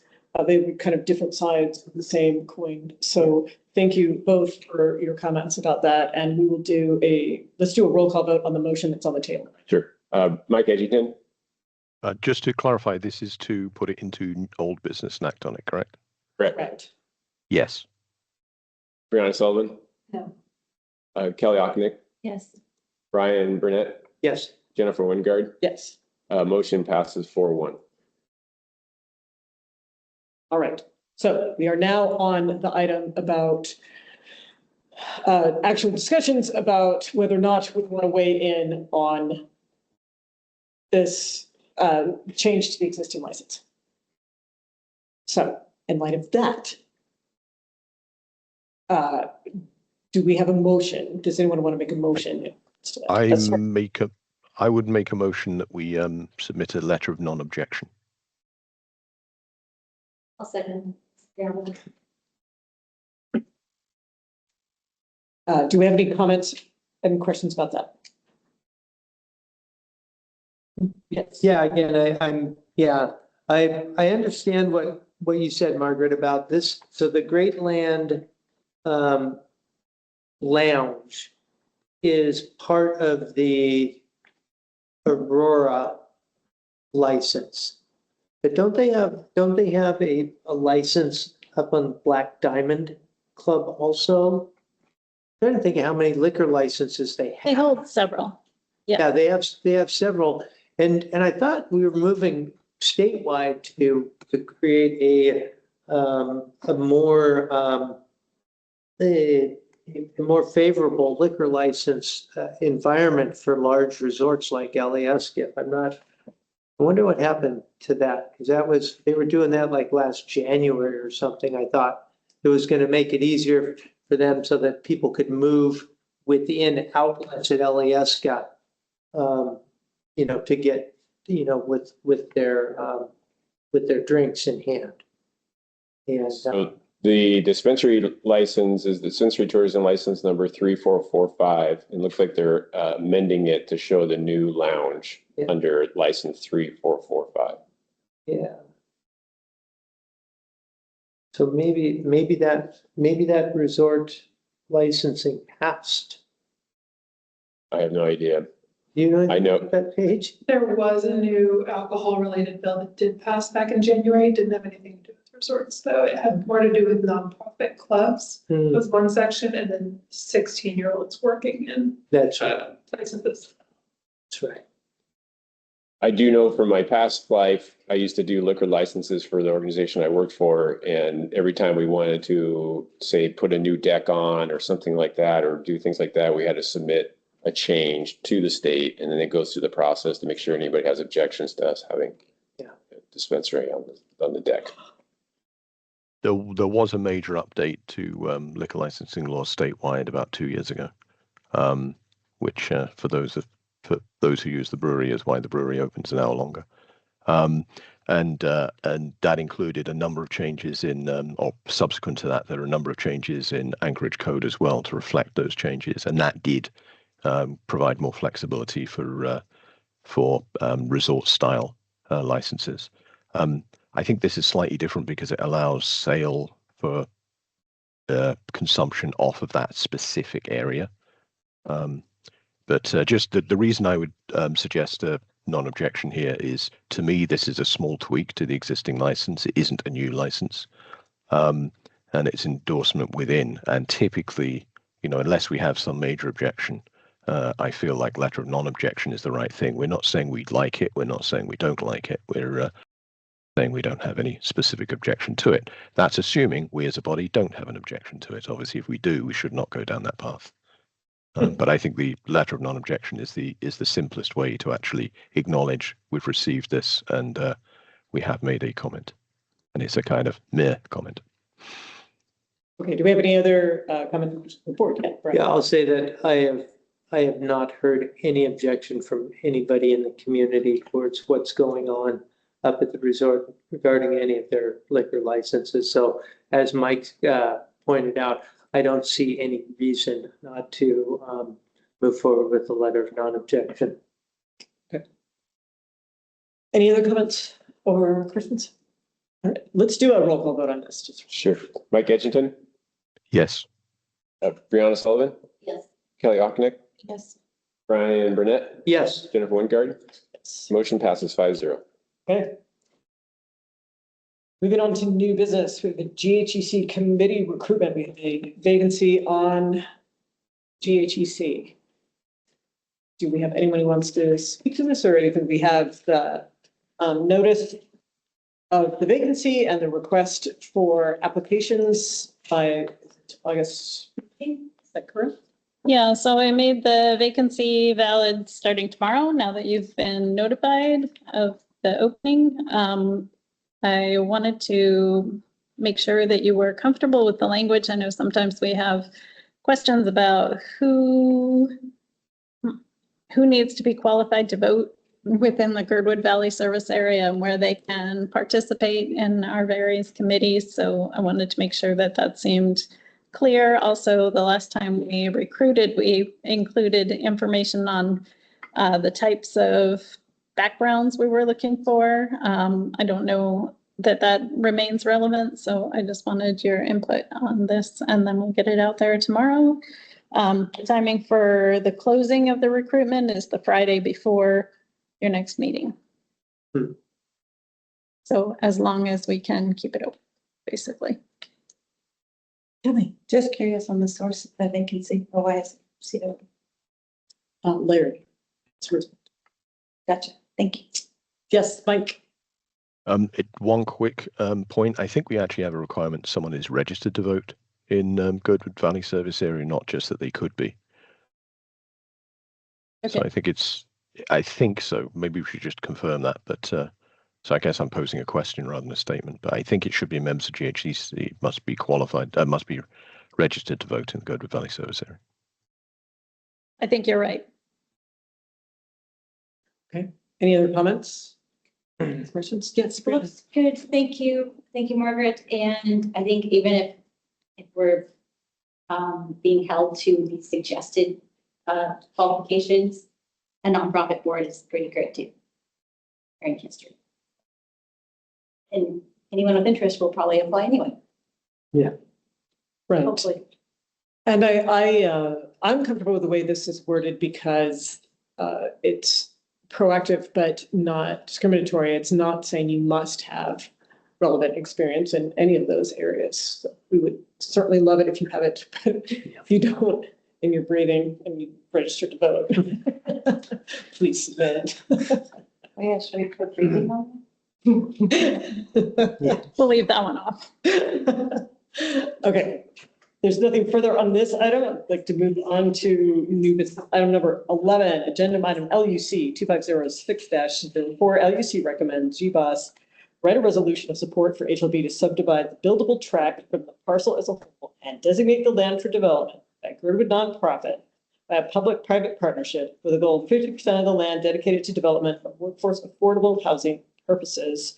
I think that there might be a little bit missing here, because this is supposed to specifically designate that it's the Wayne parcel that we're talking about, or a specific parcel. But except for that, This was much discussed at LUC. Crystal has done a ton of work in the room and can answer questions about this. This is, I know, a new business item.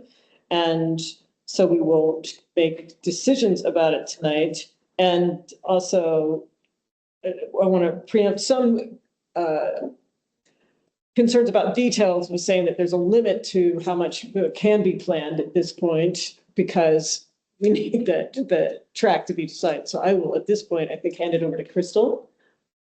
Hi, good evening, everybody. If it is possible to pull up June's GHAC packet, this site plan that you're seeing right there is the latest one that was done after feedback at, I first introduced this at GHAC and then reintroduced it again the following month, waiting for feedback. I did receive some feedback on how the subdivision should be set up. And so I revised, this was the original concept site plan there. So it was some fourplexes and single family homes, which would also allow ADUs. And then there was multifamily home lots, and then also more single family homes.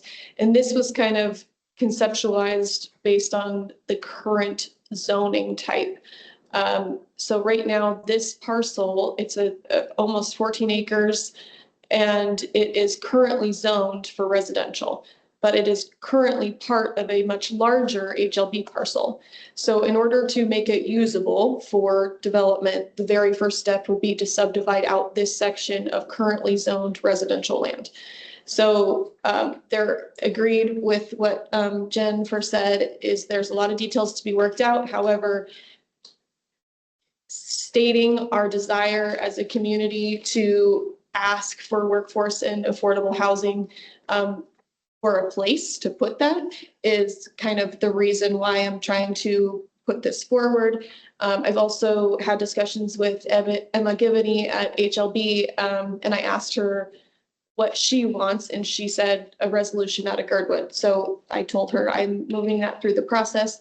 So far I've taken it through Girdwood Housing and Economic Committee multiple times, and also Girdwood Land Use Committee for the last 2 months. So at Land Use, they voted in favor, and so now I'm here at your doorstep at GBOS for the next step, and hoping to not today, but we'll hope to get a resolution of support.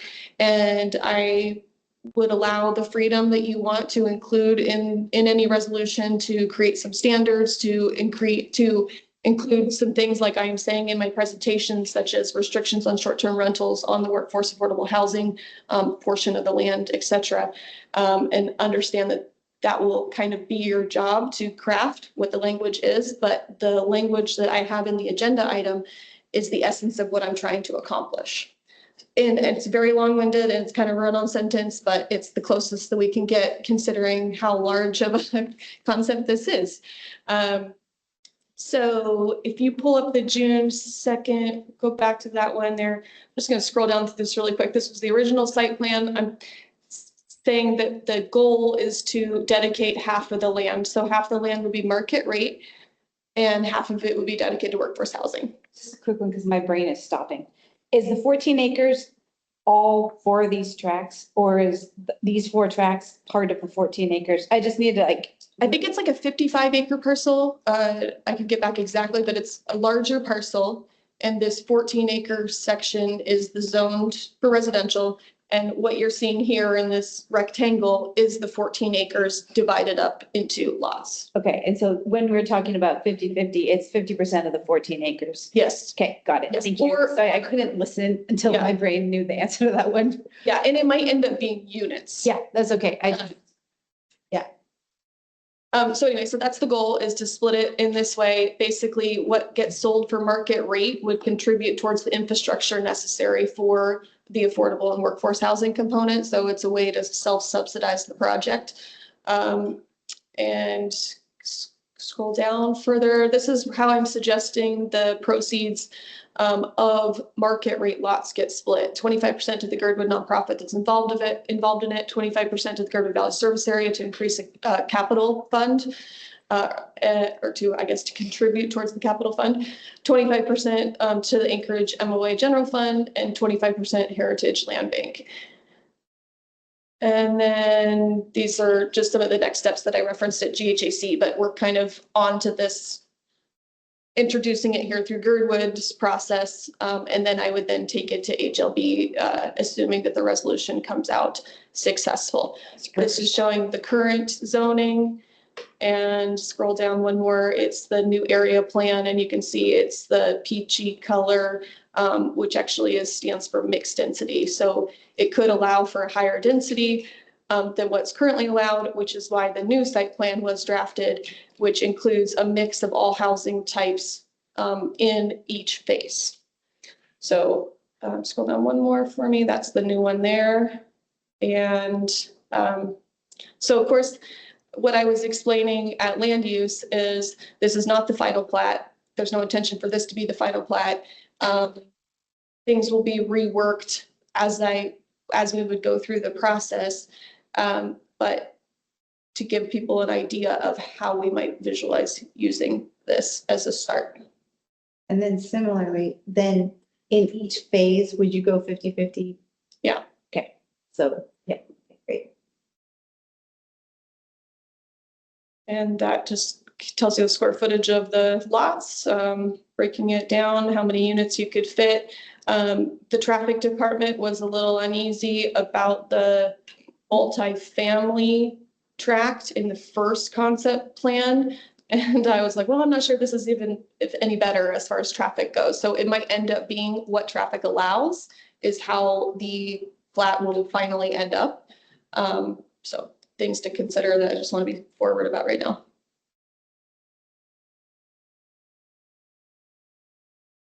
Are there any additional questions? I ask, since we have the advantage of having director breaks online, I understand that there is an interest in the city from having an official position from GBOS or at least the Girdwood community officially in favor of this, right? But ultimately you're seeking this letter of support, right? So I'm just curious if there is anything else that Director Brigg wanted to add or that we're specifically looking for in any statement of support. Yes, we would very much appreciate having a letter of support for this project from GBOS. I don't know that we're looking for anything else in particular. I think a lot of the things Crystal mentioned as far as the workforce housing, market rate housing, any of that type of information is also helpful. So we really know when we have something in writing, this is what the community is looking for to have done with this land. Thank you. Very helpful. Okay, yes, Margaret. I just wanted to point out that all of this information is in your meeting packet as well. You don't have to go to the GHEC packet or anything. You've got it in yours. I saw. Thank you. All right. Yes, Kelly. I'm just going to say thank you again to Crystal for working tirelessly on workforce housing and ideas that we didn't know existed, and finding opportunities and bringing them to us. Your efforts are appreciated. Thank you. Hey, Brian. Question for Crystal is once things get split out and the 14 acres is available for development, would we be able to have some sort of would this be eligible for a homeowners association to kind of govern the development and the operation of it? Absolutely, on both fronts. There is an opportunity for what gets put together for market rate homes to have their own individual homeowners association, and then definitely for anything that is for workforce and or affordable housing purposes would definitely be structured under a specific from my point of view, it would go under a community land trust model, which the bylaws describe out how that all works, and also shared equity for owners that want to purchase those units. So yes and yes. Yes, you have a follow-up question. Do you feel that the Community Land Trust is well-staffed and resourced to manage a project like this? And what can we do as Girdwood Board of Supervisors to assist in that staffing and resourcing? Good question. I think you are looking at most of the staff. I think that I am not paid at all for Girdwood Community Land Trust. That has been a volunteer effort of mine since before I worked for Girdwood Inc. That I helped create that board and have done it for pro bono using my real estate background. I think that what would be very helpful is definitely funding. I mean, how could I not say that? Emma Kramer is also on my team on Girdwood Community Land Trust, and her grant writing is beneficial and helpful to us. And we are going to be meeting tomorrow on a grant that she's working on to submit. And so I think the reason why I created Girdwood Community Land Trust is because I knew that we needed an entity to hold land that we would be able to make decisions locally. And so I do think that it's the right entity, and or we need to create a new entity like immediately. And that's why I'm not specifying it here, because I don't want it to come across as it has to be this or nothing. I want it to be a Girdwood nonprofit. I don't care who it is, as long as the land is held for this purpose. Kelly. I think it begs the question on your breakdown of where the market rate would go is, should we reconsider that proposal to allow staffing for that nonprofit? So right now, as I understand it, that 25% goes into building stuff for people. Should that be 30, 35% or something, so that there could be an employee of CLT, because nonprofits can have employees, but so that the nonprofit is actually funded to steward the project? Would that be the arm of perhaps reconsideration? Yeah, I think, one of basically the reasons why I was saying 25% comes back to the nonprofit is so that there is funds available to support it, because there, if there is a development happening, yeah, there needs to be a project manager, there needs to be somebody accountable. I just wonder if that should be more than 25%. Yeah, and that was discussed at GHAC meetings. Somebody mentioned that the general fund, it would kind of just disappear into the general fund. The general fund is so big that it might not be meaningful to them. And so really, should we maybe look at it as thirds? Yeah. What I had gotten permission from the Girdwood Community Land Trust Board to talk about was quarters. So that's what I introduced. That doesn't mean that that's needs to be the same as what you guys suggest. Yeah. So I guess I would just take a moment here to make some time for Mike too. So he's Oh, had his hand up for a while, and then I'll. Yeah, just for completion, I mean, again, we're not taking action now, but I would personally like to see it more like thirds, especially because it would go into a black hole versus have really meaningful ability and more of a service area. And HLB is the one who's trying to make money, in terms of disposal of land. Even Holton Hills just went to HLB, not to the general fund. So anyways, thank you. Just okay. And Mike. Thanks. I think the way I see this, the proposed future split is useful to have, but it's probably a later step in the process. What I'm thinking about is that 50-50 split of workforce versus market rate. Most projects of this type in similar communities in lower 48 are much higher than 50% workforce. 100% workforce isn't unusual, 80%, very occasionally 2/3. I can't think of many that are as low as 50%.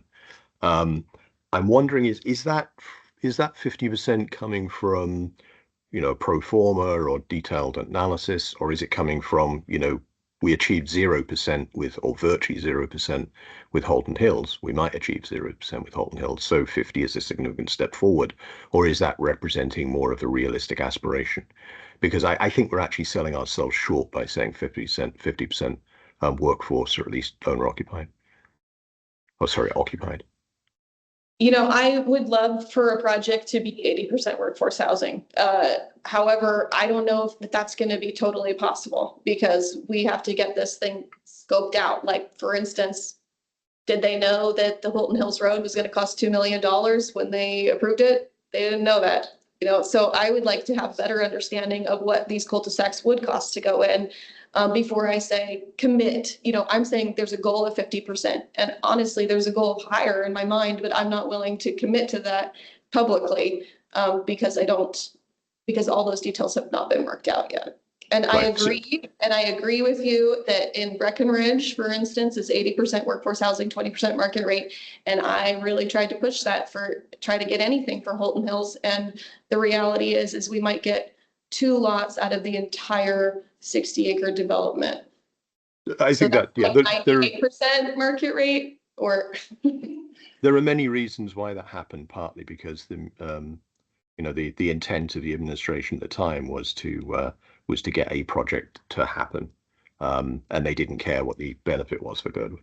So I don't think that's a misstatement or a misquote. So we're starting a different position here. But what I would be concerned about is we say 50% because we're hedging our bets and we're choosing a low goal. If we say 50%, it's never going to be 51 or above. If we aim for something higher as a policy position, but we put enough flexibility in our language so that if it is not, we still want feasibility. So we have basically a more, we have a goal setting level, which is much higher than 50. I would be much more comfortable with it. So we can still, when we actually get to the pro forma and when we get to the nitty gritty at a later point, we can work out what is actually doable when we have costs and a more detailed plan. But I think starting off saying 50%, that becomes our maximum. And I'm not comfortable with that, but we don't have to make a decision tonight. I just wanted to state that on the record now. I could easily accept with a goal of at least 50%, I mean, something to say like that's kind of the minimum and not necessarily the ceiling. Go ahead, Kelly. Oh, I was just going to say, clarifying what I think I heard from you is we could say just the maximum amount of workforce housing such that market rate sales can create the infrastructure needed for the development to go forward at a minimum 50%. I mean, because that's what we want, right? It's like the whole point for market rate is to make cul-de-sacs. So we want as few market rates as necessary to have cul-de-sacs is what I think I'm hearing. And so I think we could just say that the separation should be based on the requirement for market rate lots necessary to fund the infrastructure to support the developments at a minimum 50% workforce. And that way it puts a basement, not a ceiling, and it says the criteria that we're going for. And I would be much more comfortable with that because there's too many unknowns at this juncture in the project. Yeah, and again, I'm completely open to how it's worded in your guys' resolution. That's the model, right? Yeah, it's the model for me is to try to get workforce housing in Girdwood anywhere that is not strictly Pomeroy. And although I appreciate what they're doing there, they built 71 units, they've got another 40 more coming, but there is a lot of other businesses in this community that could use help. And I would love to find a place for them to be part of our community. Yeah, no, 100%. And I just wanted to make sure I understood that the offset improvements would come from the market rate lots. Yes. So the idea is that it would be cost neutral to HLB and the surface area is what I'm hearing, right? That we wouldn't take an investment like Holton Hills will. It might take an investment initially because you have to be able to build the infrastructure before lots can be sold. No, but in the long term, in the long term, it would be be designed to be in the red like Holton Hills. Yeah. It would be designed to be neutral to the surface area. The design, at least. Yes. The outcome will be what it is, but the design would be cost neutral to the service area and the HLB where market rate sales fund the infrastructure needed is the concept, right? So I would just suggest that whatever resolution we write explicitly say we support this concept that we would want to maximize workforce, community housing, whatever we want to call it, such that this concept can be achieved and it would be a minimum of 50%. Maybe I'll try and make a sentence about that in the middle of the night. I do see that we have a hand up and I want to acknowledge that, but I just want to briefly point out that just as chair, it can be tricky to navigate the balance between being what a meaty subject this is, how much there is to talk about, and then understanding that in many ways we're still early days in this. And so it can be to dig into everything, and yet we also need to dig into everything ultimately. So I do want to make room for the conversations without without dragging us down tonight. So with that being said, Mike, did you have something to add? I was going to make a very similar point that this is great discussion. I'm really interested in. I don't agree that we should look at it as investment neutral. I think there is a very strong argument that investment both in infrastructure, well, housing is infrastructure, workforce housing is infrastructure for a community like ours. So there are a lot of different models. There's, in the case of Holton Hills, money parachuted in from Congress. We may have better funding sources from use of revenue funding sources from use of short-term rental taxes. There's a variety of different models here, and saying we must basically maximize the amount of market rate housing so we can cover all the costs up front handcuffs us. And if we only aim for 50%, we're going to get 50%. So I think there's a lot of questions which can come up later. We shouldn't be we shouldn't set our sights too low, and we shouldn't restrict ourselves in the early stages of the process. Really, all this is for is to get a broad outline of the concept and to start the platting process. I mean, that's basically what this resolution is for. And then some broad strokes on the policies we want to achieve with the development. So it doesn't have to be that detailed yet, as Jennifer said. And I think while these are great questions and it's really interesting to dive into the details, we don't need to resolve all of these things now. We can be broader and just set high-level policy goals and the broad strokes of how we get there. But again, that's a discussion we can have in more detail potentially next month. Okay, with that being said, do we have any specific questions from the board for Crystal? And then Chris, I did see that you had some notes, but let me just see right now if we have any questions. Okay. And then Crystal, did you have something you wanted to add? I just want to add that those who want to hire my goals are welcome to join the board. CLT board. Thank you. We'd have to recuse ourselves for a vote, though, wouldn't we? So that's right. That's right. And can I just say a huge thank you as well for all the work that's gone into this? Thank you, Mike. Okay. Thank you, Crystal. And it looks like a public comment. I think that there's quite a bit of hesitancy into moving forward with this of oh, we should couch this, we should move on, we should continue on. But obviously Holton Hills got pushed through rather quickly, I would like to say. And I think that we need to address the fact that we do have employees that need housing in this valley. And I don't think this is a 10-year project. I think this is something we need to immediately address. And we need to actually find that this is a precedent in our valley. And if you can push Holton Hills through, then we should also consider the fact that we need employee housing. We need it. And there is going to be no one to provide any services for anyone in this valley if they do not provide housing. And that's something, this is critical. And it's not something that we're going to couch and look at and think about or move on. It's we kind of need to actually act on things and not wait 10 years on a ton of evaluations on whether you want to have a 50-50 split, or if we're not at market value, it's going to increase and it's going to increase. So I side for moving this as fast as we can, make housing for local citizens. Thank you for that. Now, as it happens in light of that, just quick reminder that since this is new business, it's not an action item tonight. And so unfortunately, we can't actually act on it tonight, but it is going through LUC. And so there'll be more room for discussions next month. And then this is coming back in front of us. And yes. So I wanted to clarify that it has already been passed by LUC. It was delayed in coming into GBOS. So that's right. For that reason, I want to, normally we might still have another month, but I think it would be good for GBOS at this time to dedicate who is going to be working on the resolution with Crystal. So I'm assuming it would be you as the land use chair as one. But and Mike, would you want to join me? Oh yes, I was going to volunteer my time and effort on this. I'd love to have something together by next month.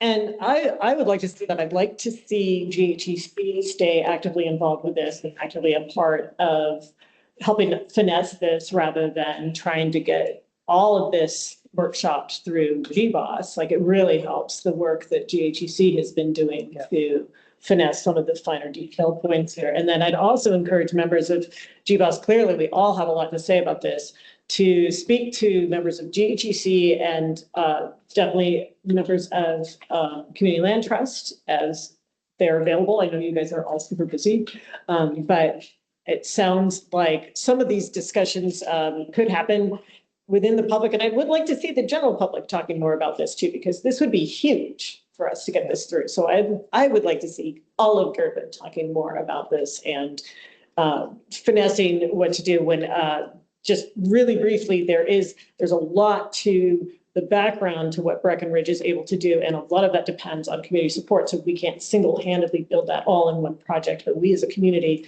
I think, learned some lessons from Holton Hills and are ready to enact some of the lessons that we learned. All right, that being said, do we have anything to add to this item? All right, let's move on. Are we at the end? Yes. Item 12. You have one more. Well, it was basically the end. Oh. Yes, I'm 12, sorry. Agenda item LUC 2507-05, request from GEOS resolution of support for HLB to initiate a site-specific land use study before any development is initiated in Girdwood. This was discussed at LUC and we are, since I'm LUC chair, I'll address this briefly, and then if anybody else has anything they want to add to it, please do. I mentioned at LUC that I think we're up against a wall on this, that regardless of our individual feelings about it, or even our feelings as a board or our opinions as a board, the fact of the matter is we got a dissenting opinion from Muni Legal about this requirement. And so we have to either come up, we have to either be either bullheaded about this and insist on asking again, even when we already asked and got an answer, or we have to find a different way of asking or a different route or something else to say. So I'm personally not sure we need to continue this as an agenda item, but I am open to other. Can you, so as I understand it, you know, it's written pretty clearly in like Title 21, this land use study requirements, whether or not Millis had to follow the rules is another topic. But I don't understand what was asked to Anchorage Legal and what they said. Can I refer back to my? It's in the, Yeah. it's in the packet, and I was going to say, if I had to turn, that in light of all the discussion at land use, that the letter that Ms. Tuttle has not provided doesn't help us move anywhere on this. So I'm comfortable with co-chairs putting it on the agenda if there's a letter. But that's said, that's looking at all this. You guys been through this. You've carried this action being requested again. Mm-hmm. Was that a motion that we consider if she proposed the letter?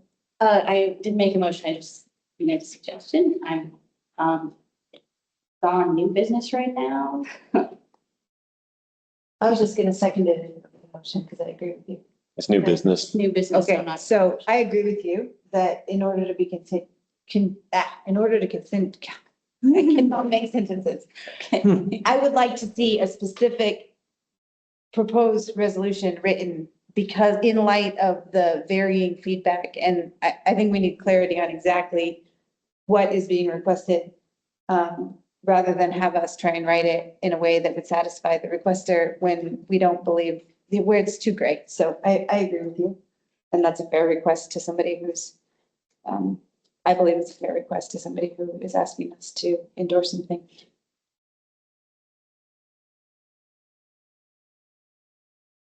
Okay, I would like to see this item moved to a pending item rather than having it return and discuss it over and over again. Mike, did you have something to add? Not add, it's really a question. I'm still confused about where it stands. So the last action from LUC was requesting a status update or actually requesting that we write a letter, but with the contents and argument undefined? I'm just not clear on that. Do you? I think that the part that you might not have been there for was a meeting of LUC where under public comment, the petitioner mentioned that this item was something that had not been taken up by GBOS and was really frustrated and requested LUC demand more action from GBOS. And so in that moment, I don't think that any of us were recalling how it had been pursued last year. And so it went on to the LUC agenda as new business as a result of the public comment. And Right. And then we revisited what the history was. So I'm wanting to keep it really transparent where it is and where it's been so that we can know when that we've taken action, because it was a really tough conversation. Right. And so I'm resistant, I think, on behalf of GBOS to put it into pending, because there is, at least until LUC receives more information from the petitioner, we don't really know what has changed that would provide a different outcome. Okay, so at the moment, LUC has not requested specifically GBOS to take action this round. No. No, and in fact, it was old business at the last LUC meeting, and it was essentially stalled out. So I just feel like we're rehashing this over and over again. And so that's why I'd really like to see this taken off the agenda, so we don't have to talk about it anymore until we have something to actually talk about. Yes. I just have a question, since we have Crystal in the room, because as I'm reading this history, it's sort of saying as long as the comprehensive plan approves something, then you wouldn't need a site specific. If this resolution were written, then, for example, for you guys to move forward, there would have to be a site specific land use study in addition to the comprehensive plan, which would add cost and duration to a project that I'm going to go on a limb and say we know we want. So it could be, you know, shooting ourselves in the foot, to Amy's points about being able to move something through. So with that regard, I would be concerned with putting more restrictions on things as we're trying to move something through as a community. Okay, yes. So I am a property owner very closely downriver from where this development has decided to start. A week before, I believe it was approved for the excavation to happen. So as a homeowner that's lived there for a long time, I am no longer able to access a public trail that I used to walk every single day by the school. Every single day. I have walked that for more than 10 years in that place. So one, we've restricted public access for safety. It is right next to a school. What's going to happen when the school opens back up? Two, I have noticed I have never had a channel that moved back down by the river. And now there is definitely a hard flowing channel that is now eroding a bank that is basically headed right into downtown Girdwood. Maybe that's just a random coincidence. Kind of having a hard time believing that it is. But these are things that we need to look at. Thank you. Let me just. There are environmental impacts. Thank you. Oh, excuse me, sorry. Yes. Have you decided to cut me off? The actual item on this is whether or not we are pressuring HLB about site-specific land use studies. Yeah. So we have also already received a ruling from the Muni Legal Department about Holton Hills, and on Holton Hills, unfortunately, that ship has sailed. We cannot at this point do anything about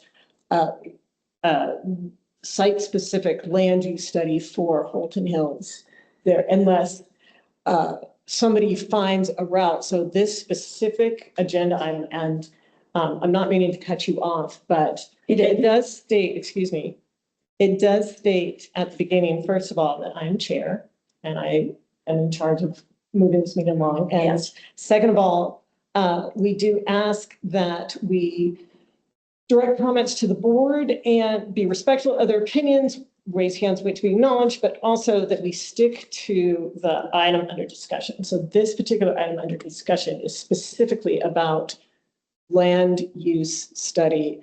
And what we're saying is the Muni Legal Department has ruled against us as one, that it was needed in Holton Hills, and two, that we have, first of all, also GBOS cannot initiate legal questions. We can only ask legal questions. Kyle can, but GBOS cannot. And then we also don't have a legal representative of our own. So if we disagree with a Muni legal opinion, currently we have no route for arguing that. We don't have a lawyer of our own. And not only that, we don't have a right to a lawyer. So unless your comment is specific to this site-specific land use study question, I do want to move on. It is 9:20 and I think we have covered May I everything. comment? When I was trying to comment. So do we need to hire a lawyer? Is that what you're trying to tell me? I'm telling you that we don't have a right to hire. We're not allowed to hire a lawyer to stop basically a massive environmental violation on my own, because you refuse to do. Okay, thank you. Thank you for sharing. Thank you for interrupting me, not allowing me to speak, and actually letting me know that I'm not allowed to hire a lawyer against what is happening. No, I'm sorry. Thank you. Sorry. Thank you very much for putting that on the public record. I'm done now. Stand up. Any individual can hire a lawyer and sue the project. Yes. Yes. And then you are As a, representing. excuse me, as a board, they can't hire a lawyer to represent them. They can't use taxpayer dollars to hire a lawyer to sue the municipality. But as individuals, they can hire a lawyer to sue the individual. Okay, I'm so glad I was here tonight to get to hear you speak and know your stand at how this is working. Thank you very much for your time. Do we have any other comments? Anything else for the good of the order? Or I will Move to approve, move to adjourn. Again. All right. We're adjourned. I wanted to Thank make you. you adjourned, right? No. I wanted to be the one.